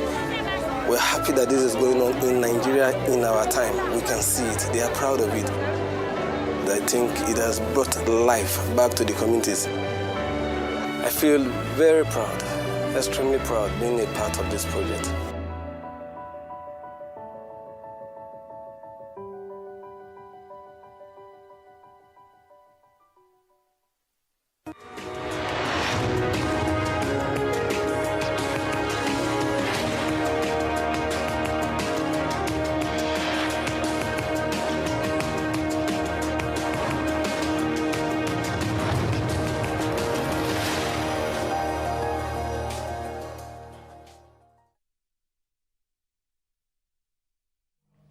Welcome back to the morning show here on Arise News. For update on sports stories across the globe, Aaron Akerejola is back from Qatar. Doctor. Aaron. It's good to be here. It's good to see you. Welcome back. I feel like I'm blood and flesh. Yeah, great to see you. Apparently, you had fun. You enjoyed yourself. Yes, I would say so, yes. It was a lot of fun. The people, the culture. Being in the environment of football can never be a dull moment. The excitement the World Cup gave, and the UK press might still argue with this, arguably one of the best World Cups we've had in recent times. They're still insisting it's a sham. They're saying that the Lusail Stadium was a graveyard, that several migrant workers were buried when they played the finals. We agree. There were a lot of hiccups coming into the World Cup. But on the pitch of play, concerning the round leader game, it was the very best. We saw marquee football. And kudos to FIFA, kudos to the countries, the two countries that participated. And more importantly, kudos to Morocco for making Africa very proud. But talking about the winners of the World Cup, Doctor, yesterday, of course, the president of Argentina decided to make Tuesday a public holiday. And more importantly, the Argentines actually landed. The winning team actually landed on Tuesday, and they were supposed to go on an 8-hour bus parade in Buenos Aires. That did not happen. They had to call it off at some point because of this particular incident whereby people started jumping and this man actually fell off, and it became a mess. 4 million people gathered across the streets in Buenos Aires to watch this winning team with Lionel Messi there and the rest of them, but they had to call it off and they had to be ferried to somewhere else by helicopter because it was looking feasible that this was a disaster waiting to happen if they had continued. And I understand the excitement. Doctor was there literally. The Argentines came in their numbers. They stayed at they used the Lusail Stadium throughout because that was the only stadium that could contain the number of Argentines that came in from around the world to support Lionel Messi's dream and support the Albi Celeste.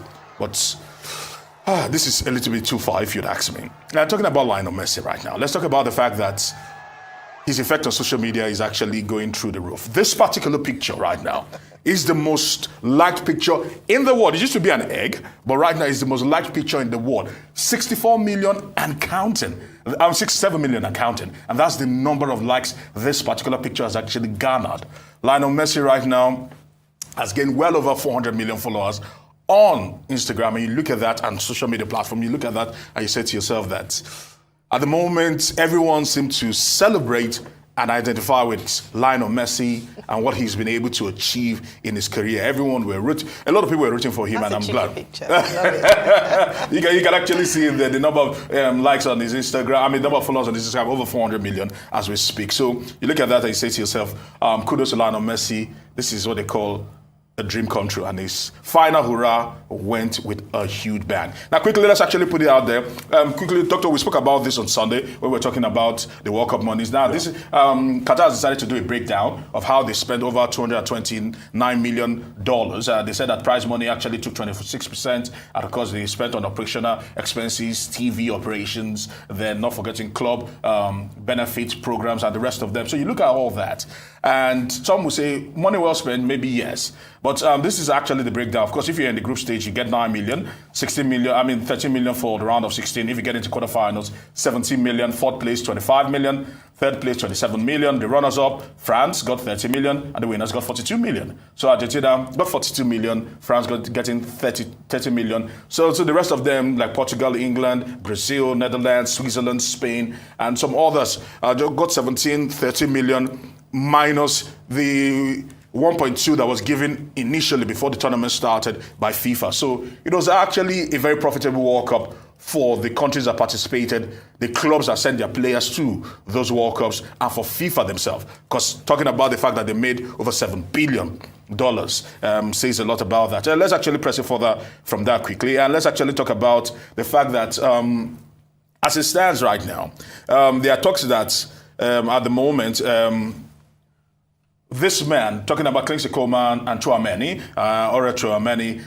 have been subject to vile racist abuse on social media, no thanks to the fact that they were the ones that actually missed penalties. And once again, we are seeing blacks who represent countries in Europe actually subjected to huge racist backlash for missing penalties. At the Euros, it was Bukayo Saka and the gang. Right now, it's Tchouaméni and Kingsley Coman. And a lot of people have come out to speak against this, that this is not right. This should not be happening in football. That if they were white people, because I don't think Harry Kane got lambasted for missing that crucial penalty when England went against France. So why should these men be subjected to racist and vile insults on social media? A lot has to be said, but quickly, let me just put it into context. The World Cup 11, if you actually look at it quickly, it actually says a lot. The fact that some names are there, some names that were not expected were not there. But finally, before I come to you, let's talk about the fact that, Doctor, they said this World Cup was the World Cup of Paris Saint-Germain. Paris Saint-Germain and Qatar were the winners of the World Cup. Argentina might have taken the trophy to Buenos Aires, but PSG are the true winners of this World Cup because of the monies that were spent, because of the kind of players that they actually had bought in their club, because we know that PSG is a Qatari-sponsored club. And the fact that they brought in Lionel Messi, brought in Neymar, brought in Mbappe, just said that all that investment ultimately paid off. And some people are saying that kudos to PSG for re-engineering a World Cup that they themselves actually won. Well, you started with the death of those migrant workers. Yeah. Figure put at about 1,200. Yeah. And the whistleblower who drew attention to the abuse of human rights is still in jail as we speak. But one more death has been reported after the tournament. Yeah. A gentleman who was watching the Argentina-France final. When France won, he's an Egyptian, 26 years old, Yeah. a lawyer, Mustafa. It was Mustafa Abdul Wahib. He was watching that final with friends at a cafe. And that was when, after Argentina won, he had this sharp pain in his chest. He was rushed to the hospital. His death was reported today. So I guess, that in itself may be a lesson for people who watch football. Because when you are watching some of these matches, things could get so exciting. But the final was an emotional roller coaster. That in fact, sometimes you feel like jumping to the TV set to find yourself on the field of play. True. But, may the souls of all the persons that died rest in peace. Amen. Now, the excitement in Argentina is understandable. They've been partying since Sunday. Doctor, you have no idea. And the players themselves could not reach the obelisk in Buenos Aires, which was the destination of the 8-hour, trip that you talked about. And so they had to be taken by helicopters. Parties all over. So football is about national pride. Yeah. And Argentina are winning it a third time. It's not just in Egypt that people are jubilating. People are jubilating in Argentina itself. And congratulations to Argentina. Then, of course, the French Football Federation, the racism against Coman and Tchouaméni. The French Football Federation has issued a statement, and it has threatened to take action against persons who have been abusing the two players. And Coman even has the support of his team, Bayern Munich, without a doubt, which has issued a statement of support. Racism of any sort should be condemned. Absolutely. And it's good that the French Football Federation is standing behind and supporting Coman and Tchouaméni. Now, what is their offense? They lost penalties. And you recall, in football, one player who lost penalties was killed. So that's why I think that apart from the French Football Federation statement, security should be provided for these two players. People should realize that it's football. You win some, you lose some. Absolutely, totally agree with that. Very quickly, I'll just say that, you can understand the excitement. Last time they won this was 36 years ago, in 1986. That's for the Argentines. However, with every party, there will always be party poopers. So despite the fact that there were people excited and the president, Fernandez, called a public holiday, the former president, Macri, said it was a waste of money. He and about 8 other provinces didn't participate in the day off that Argentina had called for winning the World Cup. However, it didn't stop the excitement. 4 million people, as you saw there, and amazing tournament. And I don't think the party will slow down anytime soon, Doctor. I don't think because it was crazy. They partied into the morning. I can't even imagine. Into the morning in People Doha. were moving from one party to the other. Anyway, Aaron, we've got to go. It's good to see you back. Always a pleasure, Doctor. Some of the goodies you brought from Qatar. I know it was a work trip, but we'll talk after the program. We'll take a short break now. And when we return, we'll be talking to Dr. Benson Enikume, former NDDC commissioner who represented Edo State, and Emmanuel Igbene, an oil and gas expert from the oil-producing area of Ughelli North local government area of Delta State. Stay with us. We'll be right back.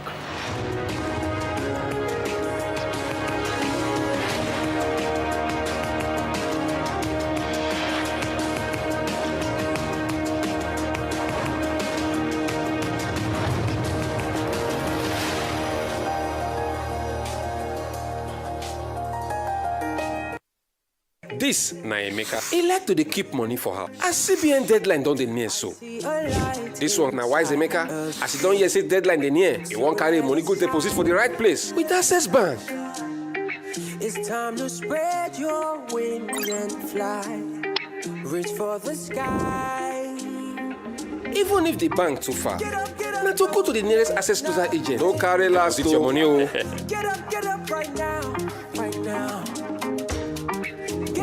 Money wey you deposit for Access Bank, na money wey go make your mind rest well. Don't let the money spoil for your hand, oh. 10 million naira today, fit be 0 naira tomorrow. Oya o, Musa, Shade, Onyinye, carry your money go Access Bank or Access Closer agent wey near you.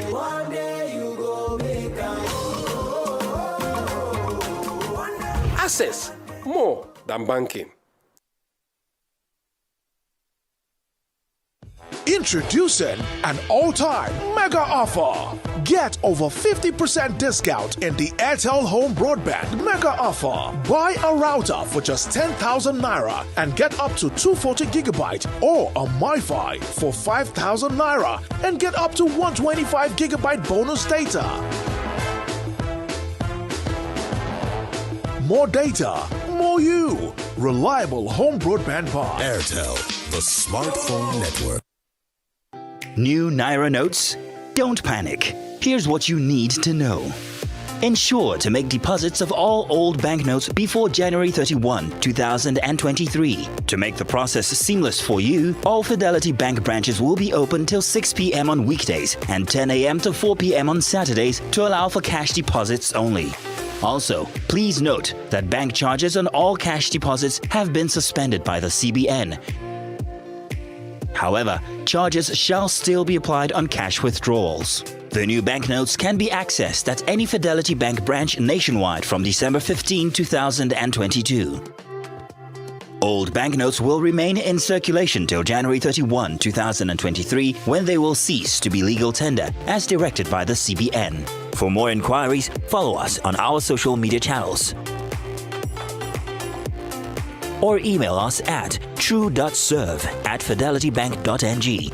You can also call 0700 3035 489 or reach us on WhatsApp on 090 3000 5252. Thank you for banking with us. We are Fidelity. We keep our word.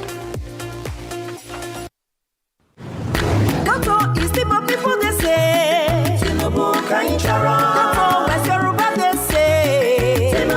Sounds, the people they shout.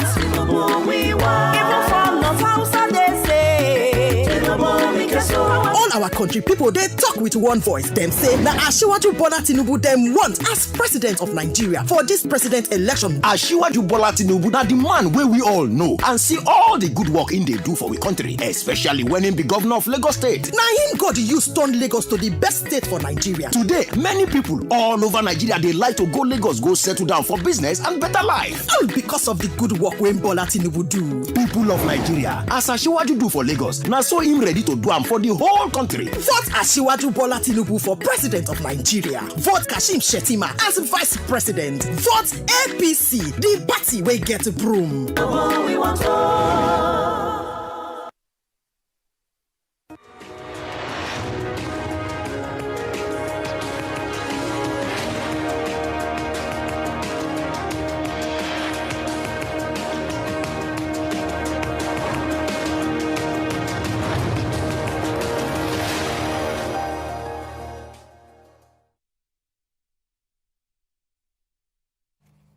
Welcome back to the morning show here on Arise News. The Senate yesterday confirmed Loretta Onoche and 12 other nominees as chairperson and board members of the Niger Delta Development Commission, NDDC. Arise correspondent Georgina Ndukwe Ezeanyika has details. Brushing aside opposition from different quarters against the nomination of Special Assistant to the President on New Media, Loretta Onoche, as chairperson of the Niger Delta Development Commission, the Senate has finally confirmed her and 12 others. This followed the presentation of a report by the Vice Chairman of the Senate Committee on NDDC, Amos Bulus, during plenary. During the screening exercise, the committee observed that 2 of the presidential nominees were absent, and there was no information from the Special Assistant to Mr. President on National Assembly matters, explaining their absence. The 2 presidential nominees that were absent and therefore not screened are 1, Dr. Pius Ekperemwen Odudu, nominee to represent Edo State on the governing board of the Niger Delta Development Commission. 2, Engineer Anthony Akane, nominee to represent Imo State. Before the other nominees were approved, some senators objected to Onoche's confirmation, saying she is not from an oil-producing community. We should add a clause in our resolution calling on not only this president, but all future presidents who will have to implement the act to comply in their nominations with the requirements of indigenship. Because what the law says is that the nominees should come from oil-producing areas. Whatever will form a bottleneck to the inauguration of the commission, I think we should leave it. Because the truth argument about host community and oil-producing community have not been properly defined. This report will have been very beautiful if the chairman has referred to our position in Ondo State that 3 senators declined to support someone. This is a report of the committee because you have signatures, so don't particularize it that the chairman did this or didn't do that. The Senate then went into the Committee of the Whole to confirm and approve their nomination. The nomination of Loretta Ifeanyi Onoche from Delta State representing South-South is hereby confirmed as chairman in the Niger Delta Development Commission, NDDC. Will the Senate confirm the nomination of Dingba? Well, for the new board members, the President of the Senate, Ahmed Lawan, has this advice. And for those that will take over the mantle of leadership, please, let's maybe digress a bit. Let's really see NDDC as a development institute rather than a cash cow. People should ensure that communities that this institution is supposed to work for really benefit from its existence and the resources. Lawan also requested that copies of the forensic audit report of the NDDC be made available to the National Assembly. Georgina Ndukwe Ezeanyika, Arise News. For more on the Senate confirmation of nominees for various positions in the NDDC amid strong oppositions by some concerned Nigerians is Dr. Benson Enikwomei, former NDDC commissioner who represented Ondo State, and Emmanuel Igbini, an oil and gas expert from the oil-producing area of Ughelli North Local Government Area of Delta State. Hello, good morning. Thank you for joining us, Dr. Enikwomei and Mr. Igbini. Good morning. Good morning. Thank you for having me. Well, gentlemen. Good morning, Dr. Abad. Good morning, Ayo. Good morning. Good morning. Well, this question is for both of you. Now that the Senate has confirmed Loretta Onoche and others, chairman and members of the board of the NDDC, was all that controversy necessary in the first place? Let me start with you, Dr. Enikwomei. Well, Dr. Abati, thank you, and good morning to Nigerians. The Senate has the power, as provided in the Constitution, to confirm persons whose name have been forwarded to the Senate by the president. That is their constitutional right. However, when it comes to the nominees or persons who are to serve on the governing board of the Niger Delta Development Commission, there are provisos as to what should be done about the nominees who should serve. The NDDC Act 2000 provides in section 2, subsection 1, that there shall be for the commission a chairman, B, a person who shall be indigene of the oil-producing area to represent the member states. And the member states are listed as Abia State, Akwa Ibom, down to River State. It follows, therefore, that when you are to choose a person to represent any of the member states, you must take into consideration a condition precedent, which is the individual, among other qualifications he may possess, shall be an indigene of the oil-producing area. That is a clause that is provided in the NDDC Act.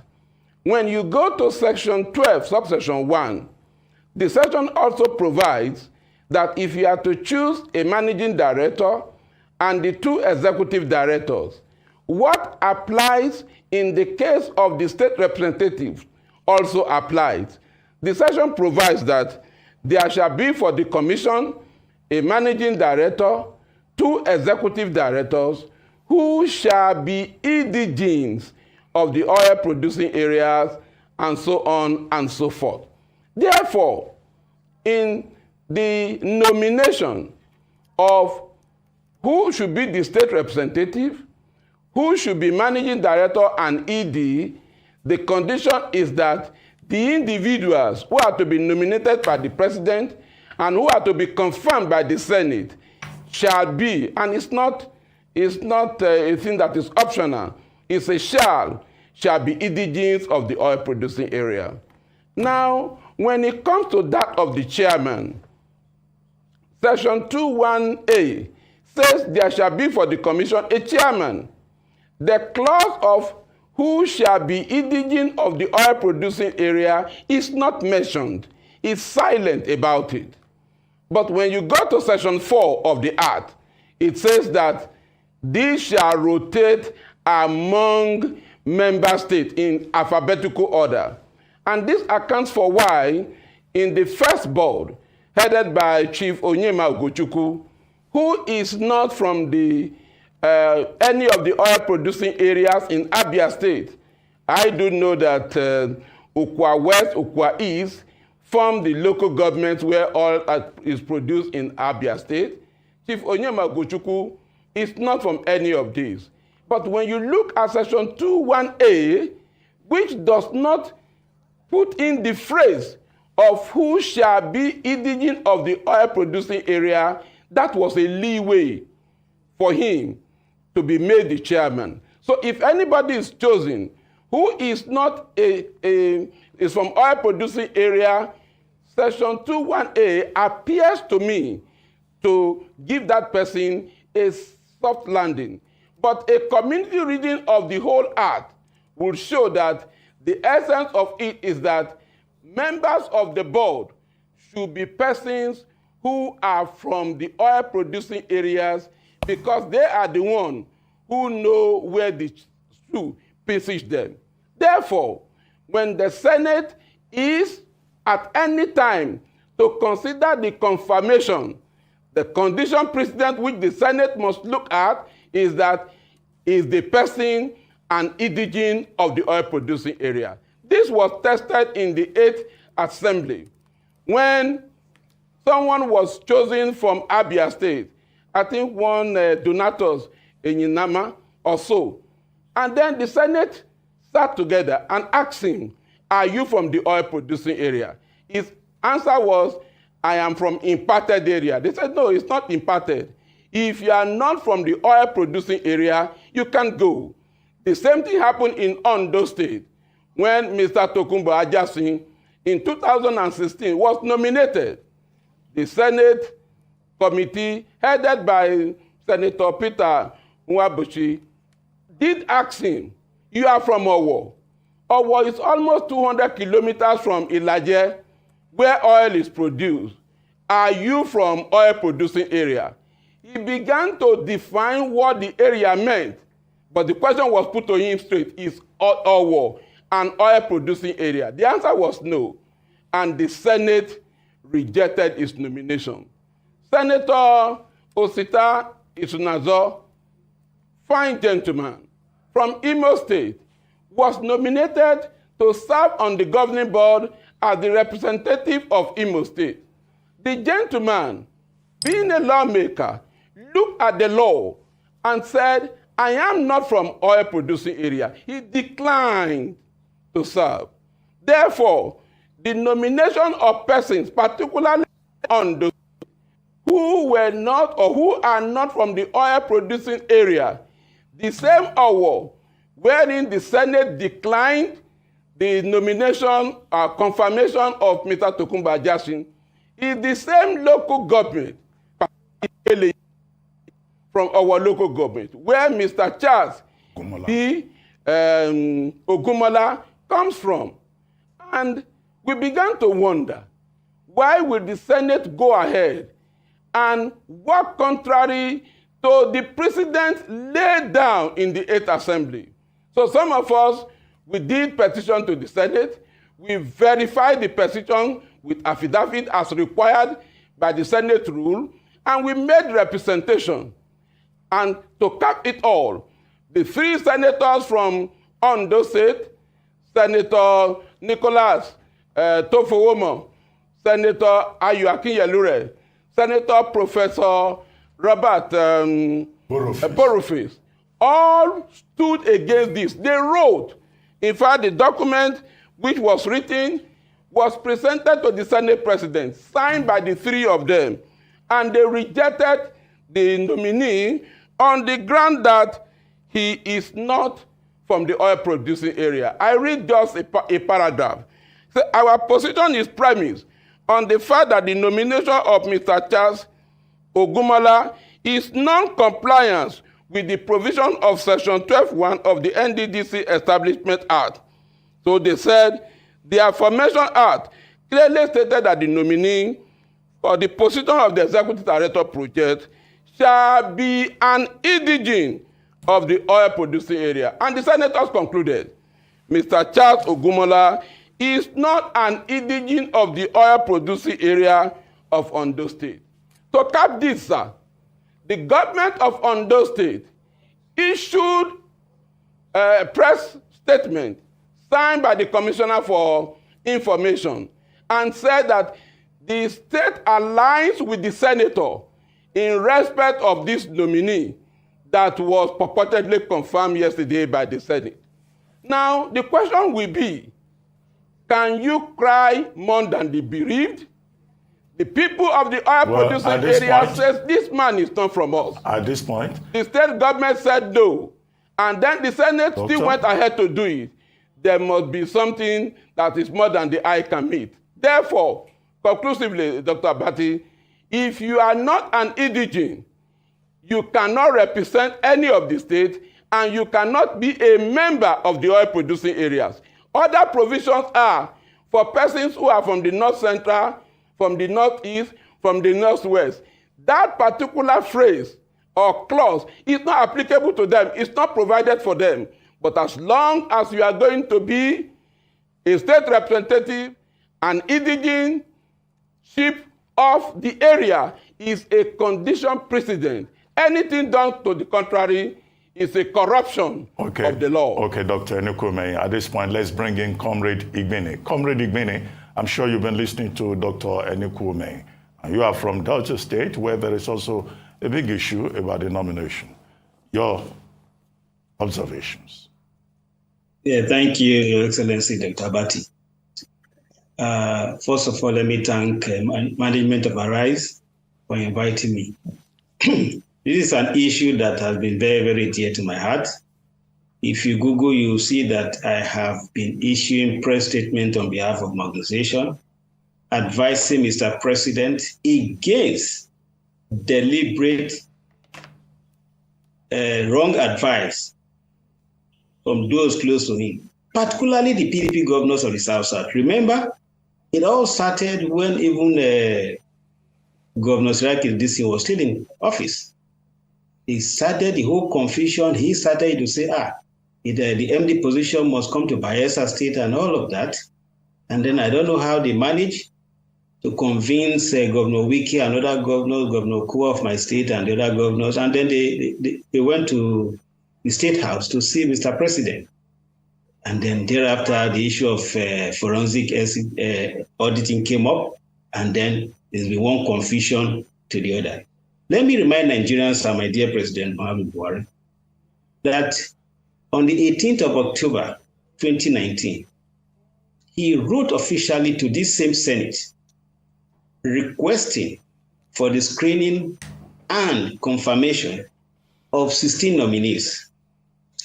The Senate, under the leadership of the same distinguished President of the Senate, Ahmed Lawa, did screen and confirm. In fact, the Senate went further to give an instruction that these confirmed members should be allowed access to the premise of NDDC in Port Harcourt to commence work. And here we are today, discussing the same thing. I had actually wanted to send him a personal message, the President of the Senate, to advise him that his own personal integrity is at stake here.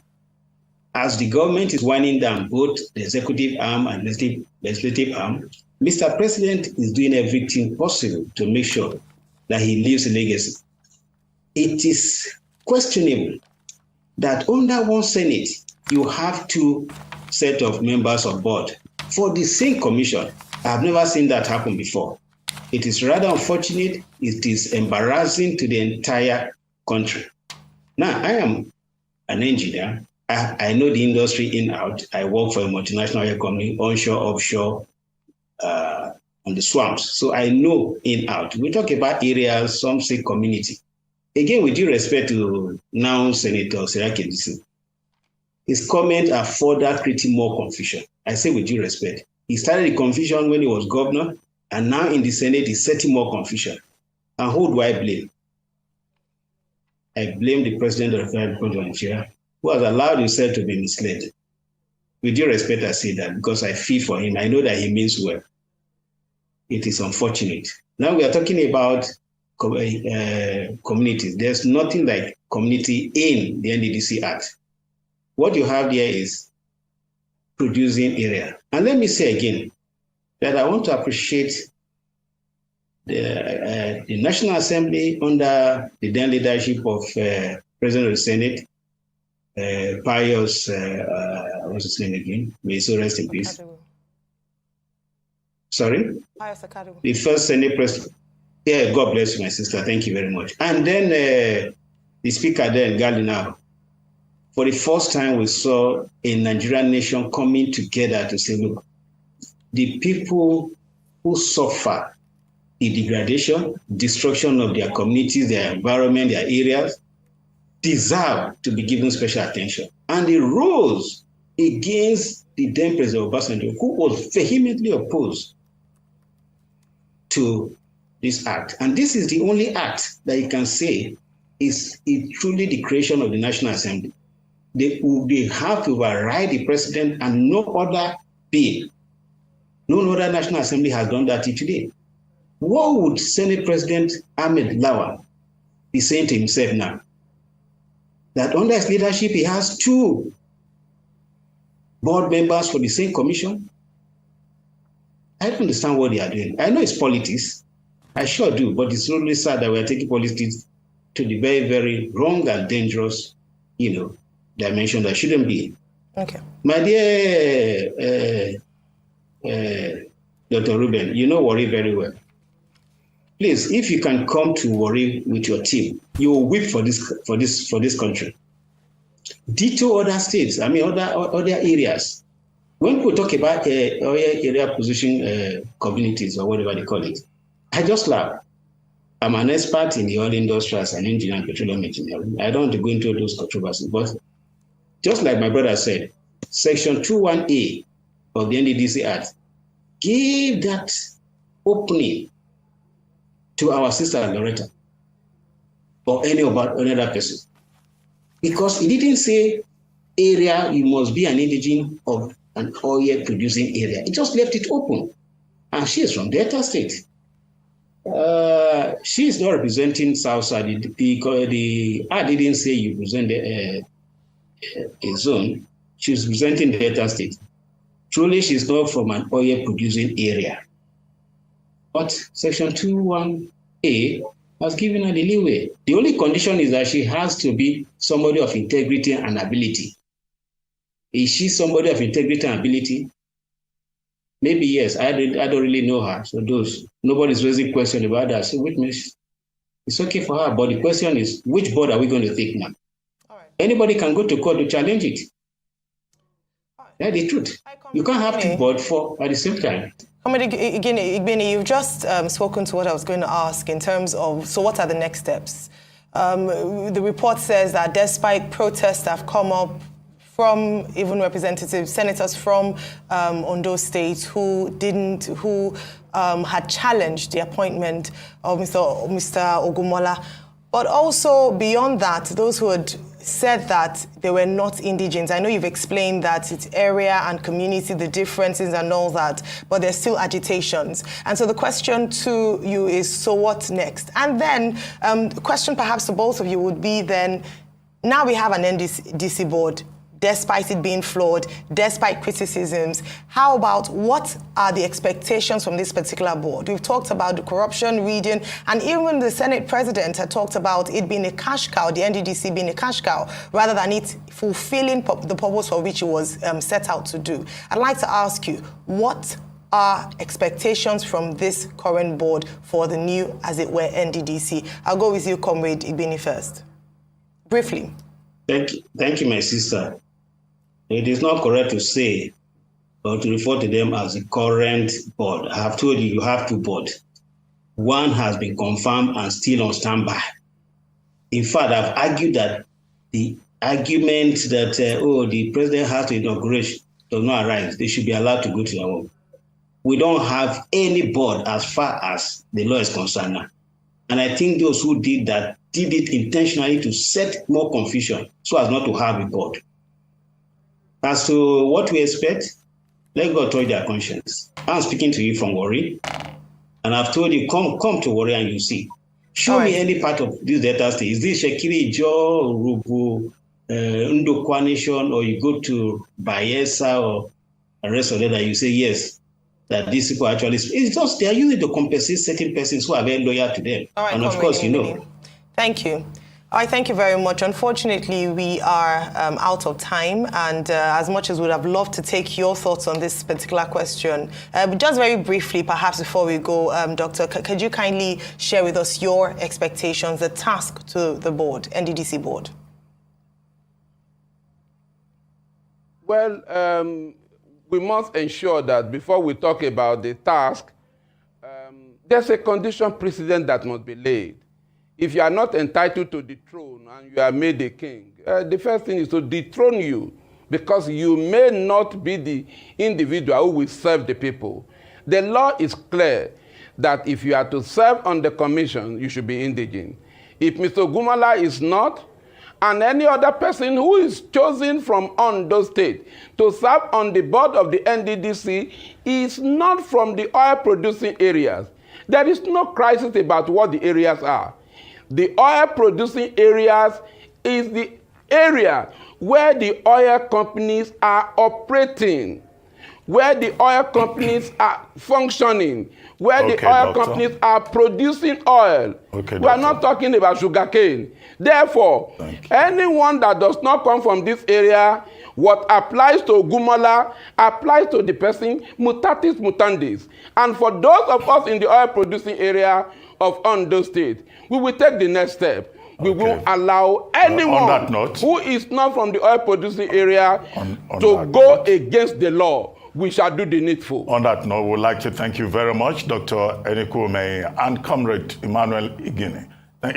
Thank you very much indeed. It's time now for a short break. When we return, Ojinika Ope will be here with details on what's trending. Stay with us. We'll be right back.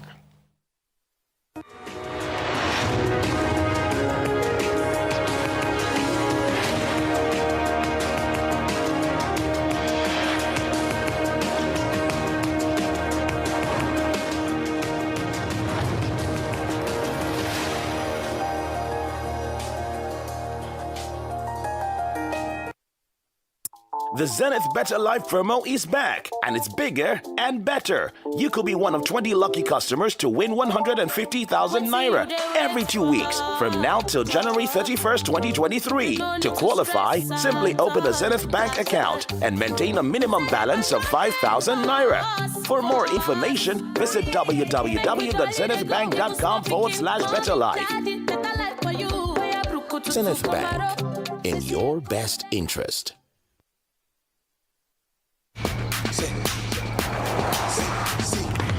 Me and my guys see enter road, they flexing my brand new moto. My baby said she win me homo. Festival of Joy Globe promo. And my fans get fans with them still win, oh still. Even if light off fan, we go still go. Hey, wait, now they don't carry lights.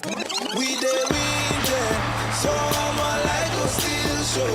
It's the festival of Joy Globe promo.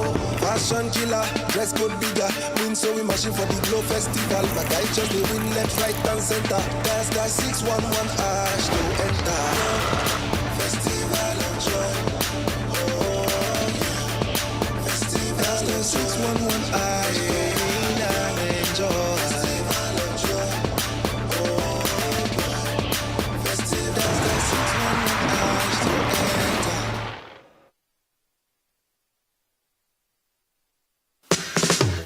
Papa, mama, brother, sister. This Lagos must work for all of us. Everybody down from Eko. Oh yes, Lagos people. Papa, mama, sister, brother, auntie, plus including uncle them. Better don't land for Lagos State gidigba. Money will be for Lagos State, then go use them for Lagos State. Wella, no more Baba Sope. They no go chop Lagos State money. Nobody go pocket Lagos State. Then go take and build Lagos State, build road, build hospital, build houses, and now only one man fit do this job. His name na Abdulaziz Olajide Adediran Jandor. He can't carry one obonge person as the deputy governor. Her name na Funke Akindele Jennifer. My people, what do we wait for? Make we vote for light, vote for change. No be the kind change where they vote before. This one na the original change. How Amumu don't do. Pay they pay. Everybody down from Eko. Imagine your wallet can be everything. Well, almost everything your bank is to you. That's exactly what First Money Wallet is. First Money Wallet from First Bank is another swift and seamless way to bank from your mobile phone. It doesn't matter if you have a First Bank account or not, nor the mobile network you use. Everyone can open a First Money Wallet, and it's very easy. Your phone number is your account number. With First Money Wallet, you can send money using just a phone number, receive money, pay bills, buy airtime and data for yourself or someone else, and check balance. You don't need a bank account at all or BVN to enjoy the boundless possibilities First Money Wallet offers. All you need is a registered phone number, and you can fund your wallet easily through your First Bank account or any bank account and debit card. What's more, First Money Wallet is highly secure with fingerprint technology and PIN. And when you need cash, just walk up to any First Money agent near you to withdraw money. No smartphone, no wahala. Just dial *894*1# on any phone. So, it doesn't matter if you live in the city or the remotest part of the country. With First Money Wallet, your transactions are easy, seamless, and secure. Download the First Money Wallet app now. Input your phone number and follow the prompts, or simply dial *894*1#. All money now on First Money. You first. First Bank.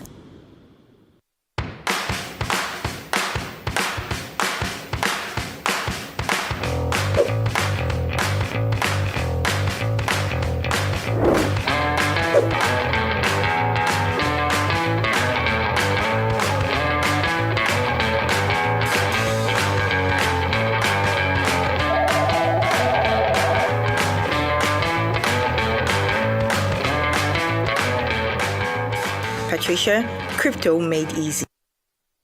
As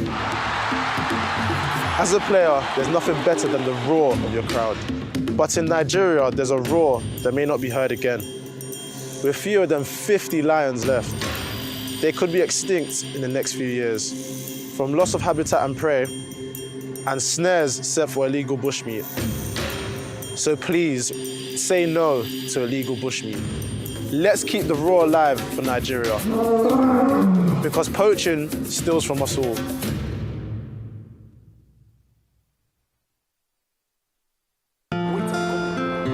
I've been running my business on my own, trying my best to get it to the next level, but I really need some help to get ahead. I know just what to do, I'll vault it for my loans, overdraft, step by step to my dream business, revolt. Salary earners, entrepreneurs, get your loans with no collateral. Quick sign up, zero paperwork, step by step to your dream business, revolt. Vault is available to individuals, SMEs, and corporate customers. Download Vault by Polaris Bank from the Google Play Store or Apple App Store to get started today. Esther, you're late again. Esther? She's a wandering light in the darkness. She's beautiful. Morning, Esther. She never let her mama down. She's beautiful. She know the fear. She know they ever got a hand for her. No phones at the table, please. Oh. Esther? Oh. I love you too.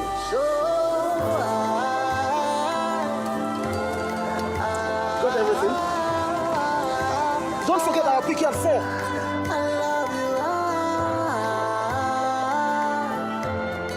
Airtel, the smartphone network.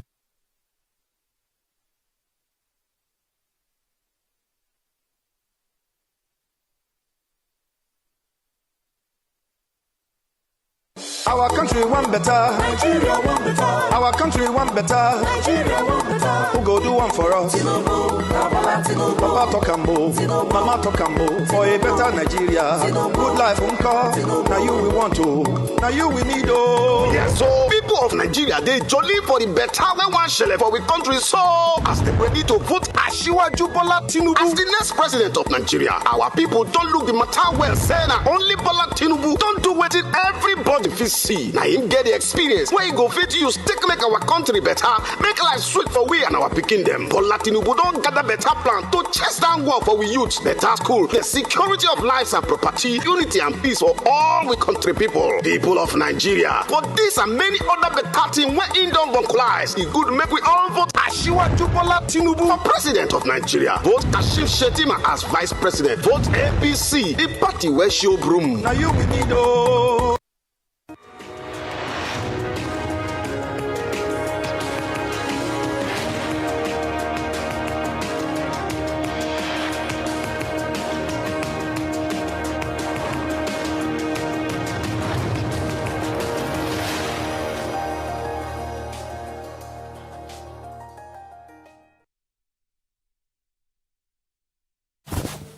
Welcome back to the morning show here on Arise News. Joining us now is Ojinika Ojiope, with stories trending around the world. Hello, Jinix. It's good to see you. Sue, how are you this morning? I'm good. Good morning. Good Yellow. morning. How are you this I'm very well, thank you. I love how you're contrasting. So the dark colors and I'm in the sandwich in the middle. Yeah. With the bright yellow. You're doing well, Ayo. Well, all right. Good morning to you, viewers. Well, let's begin what's trending, if we can. The presidential candidate of the All Progressives Congress, Bola Ahmed Tinubu, on Tuesday promised to conquer poverty in Nigeria if elected into office in 2023. The APC flag bearer made the promise during the town hall meeting of the South-South region in Calabar. Tinubu noted that there is a need for the country to remain united and urged citizens to stop the destruction of what God has deposited in the country to enhance its greatness. I'm a forward four-wheel driver. I don't want to go backwards. Progressive driving Nigeria forward is the only reason why I'm running. No other person is running like me. They have no fact. They have no experience. They have no track record. They have no degree of honesty. They can't keep their promises. They resort to insults and abuses. To detract? No. It doesn't catch me. To divert? You say no. I'm from Tinubu Square. To wrestle? I'm a wrestler, but I don't wrestle with the pig.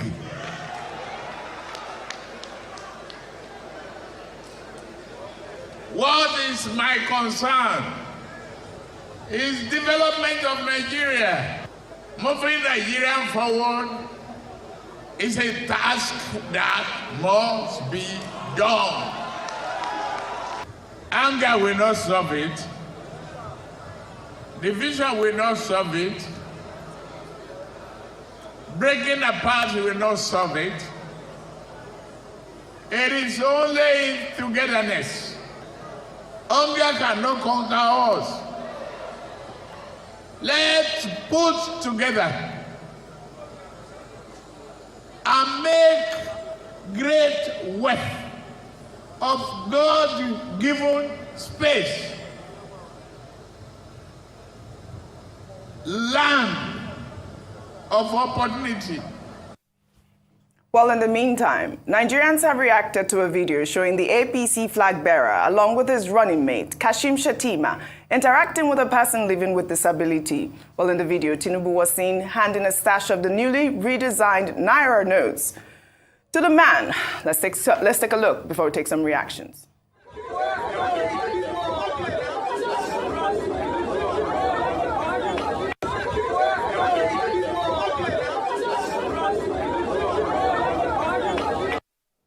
Well, let's take some reactions. This is from Uncle Isaiah, who wrote, "I am sorry for ordinary Nigerians. The new currency that is available on bank ATMs is on bullion van in the hand of those who will buy vote 2023. Well, author and activist Rana Mockery wrote, "That video of Tinubu sharing money is just why the APC is against the new ATM limits. MFLA has spoiled their market. For that, they are prepared to use any means to deal with him. Just imagine sharing money so openly and brazenly. Money politics must die in 2023. Well, IK wrote, "I've watched the video. That's not sharing of money for purposes of election. The guy to whom the money was given bent close to Tinubu for some time, apparently whispering something to Tinubu before Tinubu collected the money from his oddly and handed it to the guy." I don't know where your thoughts are, Ayo, but I mean, I watched that video. If we can pull up that video, it did appear that, you know, they did have an interaction. Yes. And I mean, I don't know what this one man can do to help Tinubu's election bid at this point. It did appear that he was helping the young man, the man out in that video. Yeah, I mean, thank you for a very balanced in terms of the tweets that were read, because on one side, some people had accused him of using money, vote buying, which we've talked about a number of times, whilst others said this was just the magnanimous Asiwaju giving help and lending support to the disabled. To be fair, until we ascertain the identity of the man in the video, we cannot make a conclusion. However, we can still speak about the fact that he had new Naira notes. Unfortunately, and we talked about this yesterday, that I haven't had the new. I was only able to see it because Dr. Bati brought it to work. Please give it to me. I want to see it. So I went to the back. In the face of it not being available, it's great that Asiwaju has access, obviously, to the new Naira notes, and we see that it's still a part of the political process. What I'd like to ask, though, is that if he's vying for president of Nigeria and we're looking at a cashless society, perhaps wouldn't a transfer have worked better? If we're looking to mop up the cash in circulation just on the side in terms of being seen, leaders being held accountable and being seen to obey, policies and the rule of law. Very important. That he didn't do anything illegal until we find out what actually transpired. However, moving away from that to his promises, and I'd like to just go through, just to fact check, if I could, his statement at his rally in Calabar, where he said that they have no past in terms of his opponents. I hope he wasn't speaking to the two other front runners, Mr. Peter Obi and Waziri, because Atiku and Mr. Peter Obi obviously have political experiences. One has served, amongst other things, the Vice President of the Federal Republic of Nigeria. The other has served as governor of Anambra State. They have no experience, no track record, no integrity. And, when you're looking at it, it goes back to that saying that when you point one finger, 4 others are pointing back at you. How can Asiwaju Bola Ahmed Tinubu say that someone has no past when there's still a contention as to his correct state of origin, as to even his name, even the school he went to, with pictures of his, the picture that was used for his, his biography was the picture of a former governor of Cross River State. These things are still under contention, and you're there at a political rally questioning that of others. And he says no integrity, they resort to insults and abuses, so many things. And I thought he could have actually made his point in terms of what he would do without making all these accusations, because actually, in saying so, he brings judgment upon himself. And unfortunately, he doesn't come out, stellar, because he has had, cases around that. But going back to poverty and what he said he would do, he talked about agriculture. He talked about the fact that he was going to work with just bringing Nigerians out of poverty. This has been consistent in his messaging in terms of a renewed hope that he hopes to fight poverty. Nigeria can be better. The only thing I would say is that he is still running under the platform of the APC, which is currently in government. And unfortunately, this administration under the APC has put Nigerians, 133 million Nigerians in poverty. So it would be great to hear what he's planning to do differently, and if he's standing away from the ideology of his party, bearing in mind finally that he said he's going to build, he has said before that he will build on the successes of President Muhammadu Buhari. So interesting seasons. Well said, Ayo. Dr. Bati. Well, I saw that tweet by Reno Omokri saying table shaker. But in this particular case, he didn't succeed in shaking any table. Because from what the video showed us, Asiwaju Bola Ahmed Tinubu gave some money to that gentleman. Maximum, that money may not even be up to 10,000 naira. Okay? And we don't know the context in which that happened.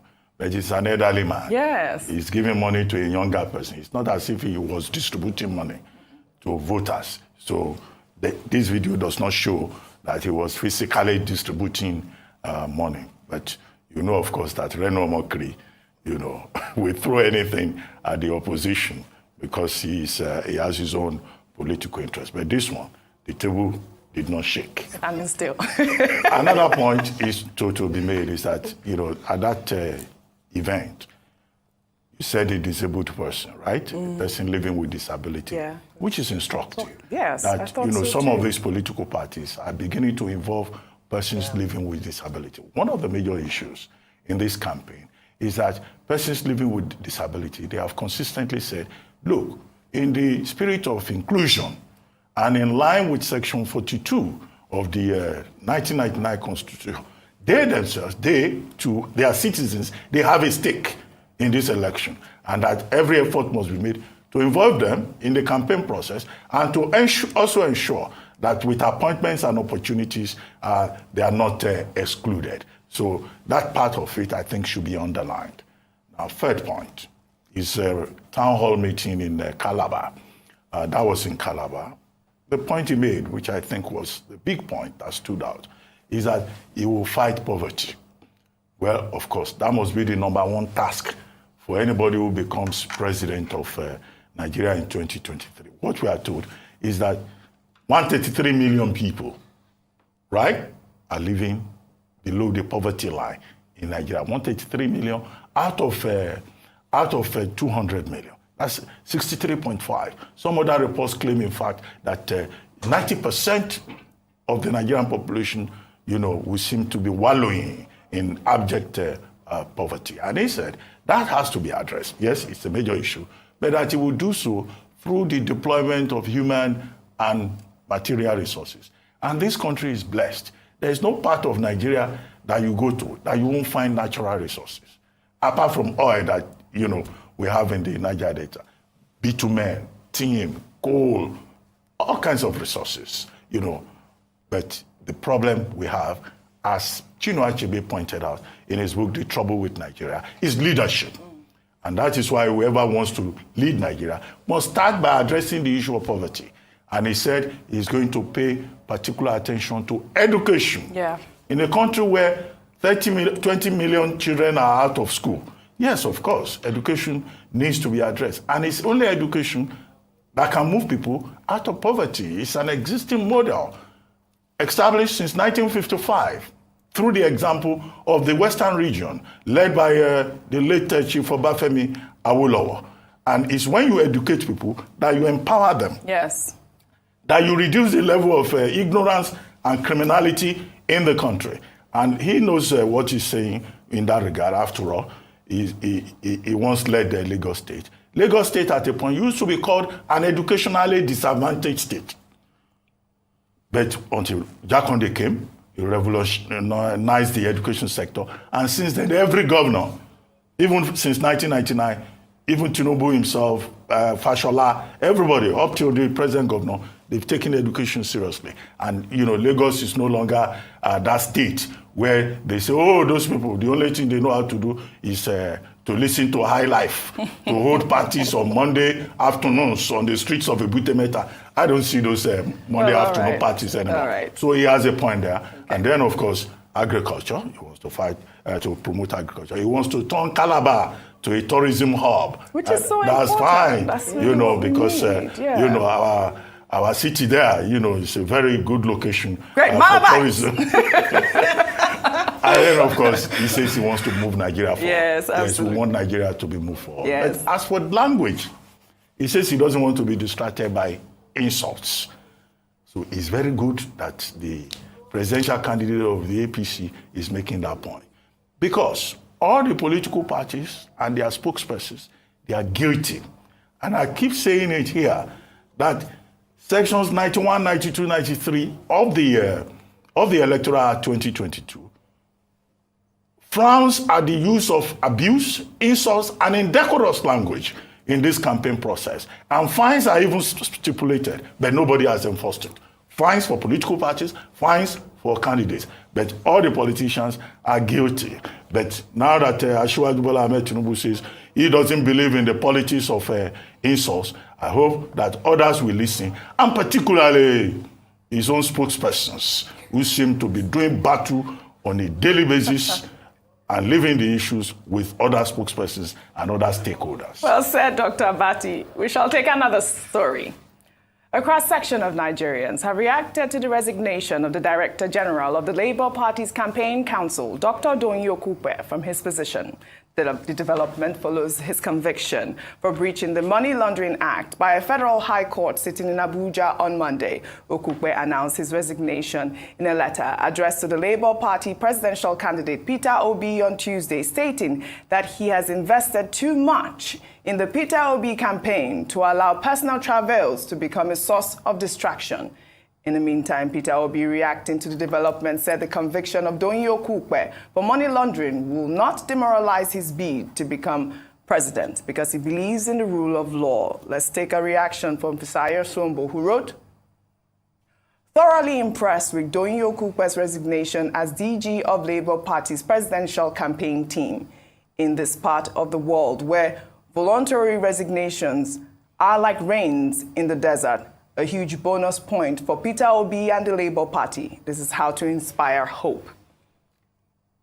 Well, in the meantime, the Labour Party presidential candidate Peter Obi took his campaign to Akwa Ibom, where he declared that the era of unfulfilled promises will be over if he's elected president next year. He reiterated his promise to improve security and unite Nigeria.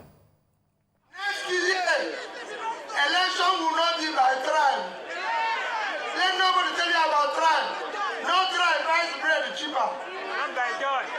No tribe buys bread cheaper. Have you seen the tribe buy bread cheaper? Have you seen the tribe buy bread cheaper?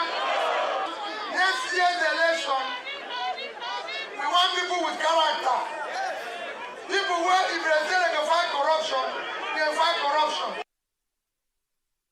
You see, the presidential candidates, Dr. Abati, as well as Tinubu, they both say they want to unite Nigeria, and all of this rhetoric should stop, tribalism and all whatnot. Dr. Abati, really quickly, so we can take our last... The significance of that campaign, interestingly, both of them, yes, Ashwaju and Peter Obi and Mr. Obi, they went to my to my zone, but quickly. The significance of this is that Mr. Peter Obi, is showing confidence. Yeah. He seems to have learned a lot on the stump. I just read a piece by Etimetum, my colleague Etimetum, titled Peter Obi in Akwa Ibom. It seemed to have been a very excellent outing for him. More instructively, because he was talking to his wife's people. His wife, Mrs. Margaret Obi, is from Akwa Ibom. And the high point of that campaign was when the woman took the microphone and campaigned in a BBO and told the people that Mr. Obi is Ukot. Ukot means he's your in-law. So it was a good outing. But more importantly, he made the points that he has also made, that he wants to destroy the structure of Nigeria the way it is, which is a structure that has produced 20 million children out of school, that has produced 133 million poor people, and that he wants to move Nigeria forward and unite the country and bring change.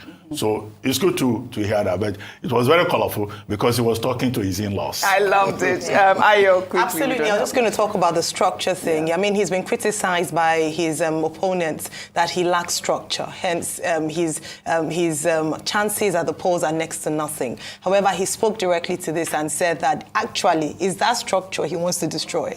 And just talking about a new Nigeria on which a number of young people have bought into and seen him, like we said yesterday, as a deviation from the old to the new. Excellent outing in Akwa Ibom. Well said, both of you. Well, thank you both for your great analysis, as always, on What's Trending.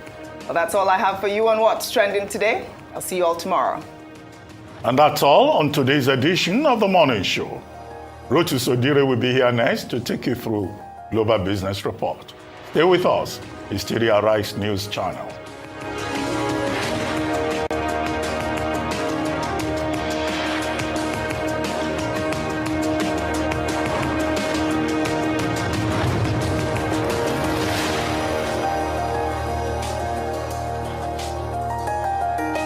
Dis na Emeka. He like to dey keep money for her. As CBN deadline don dey near so. This one na wise Emeka. As he don hear say deadline dey near, he wan carry money go deposit for the right place with Access Bank.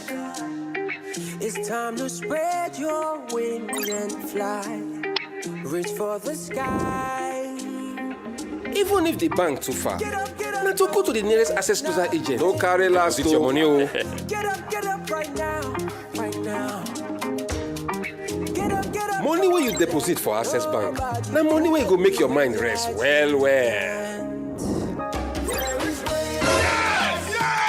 Don't let the money spoil for your hand, oh. 10 million naira today, fit be 0 naira tomorrow.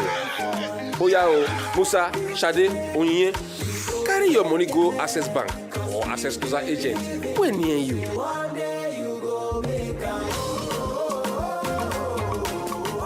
Access, more than banking.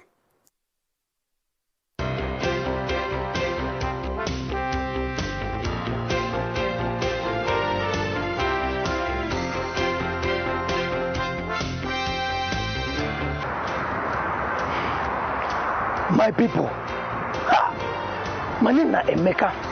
Mekus Car Mart. Let me get all this motor. I don't learn my lesson. Somebody come buy motor for my hand, carry big money, come give me. Now when we get bust, now my eye open. I don't know say that 419 be. Now when EFCC babam, now they come bab me too. Now he make me they warn you all of them when they do business like me, where they carry big money. When I go sometimes I go carry transfer, carry bring back. Yeah, they could shine in my eye because the special control unit against money laundering, when they call SCUMO, they don't want say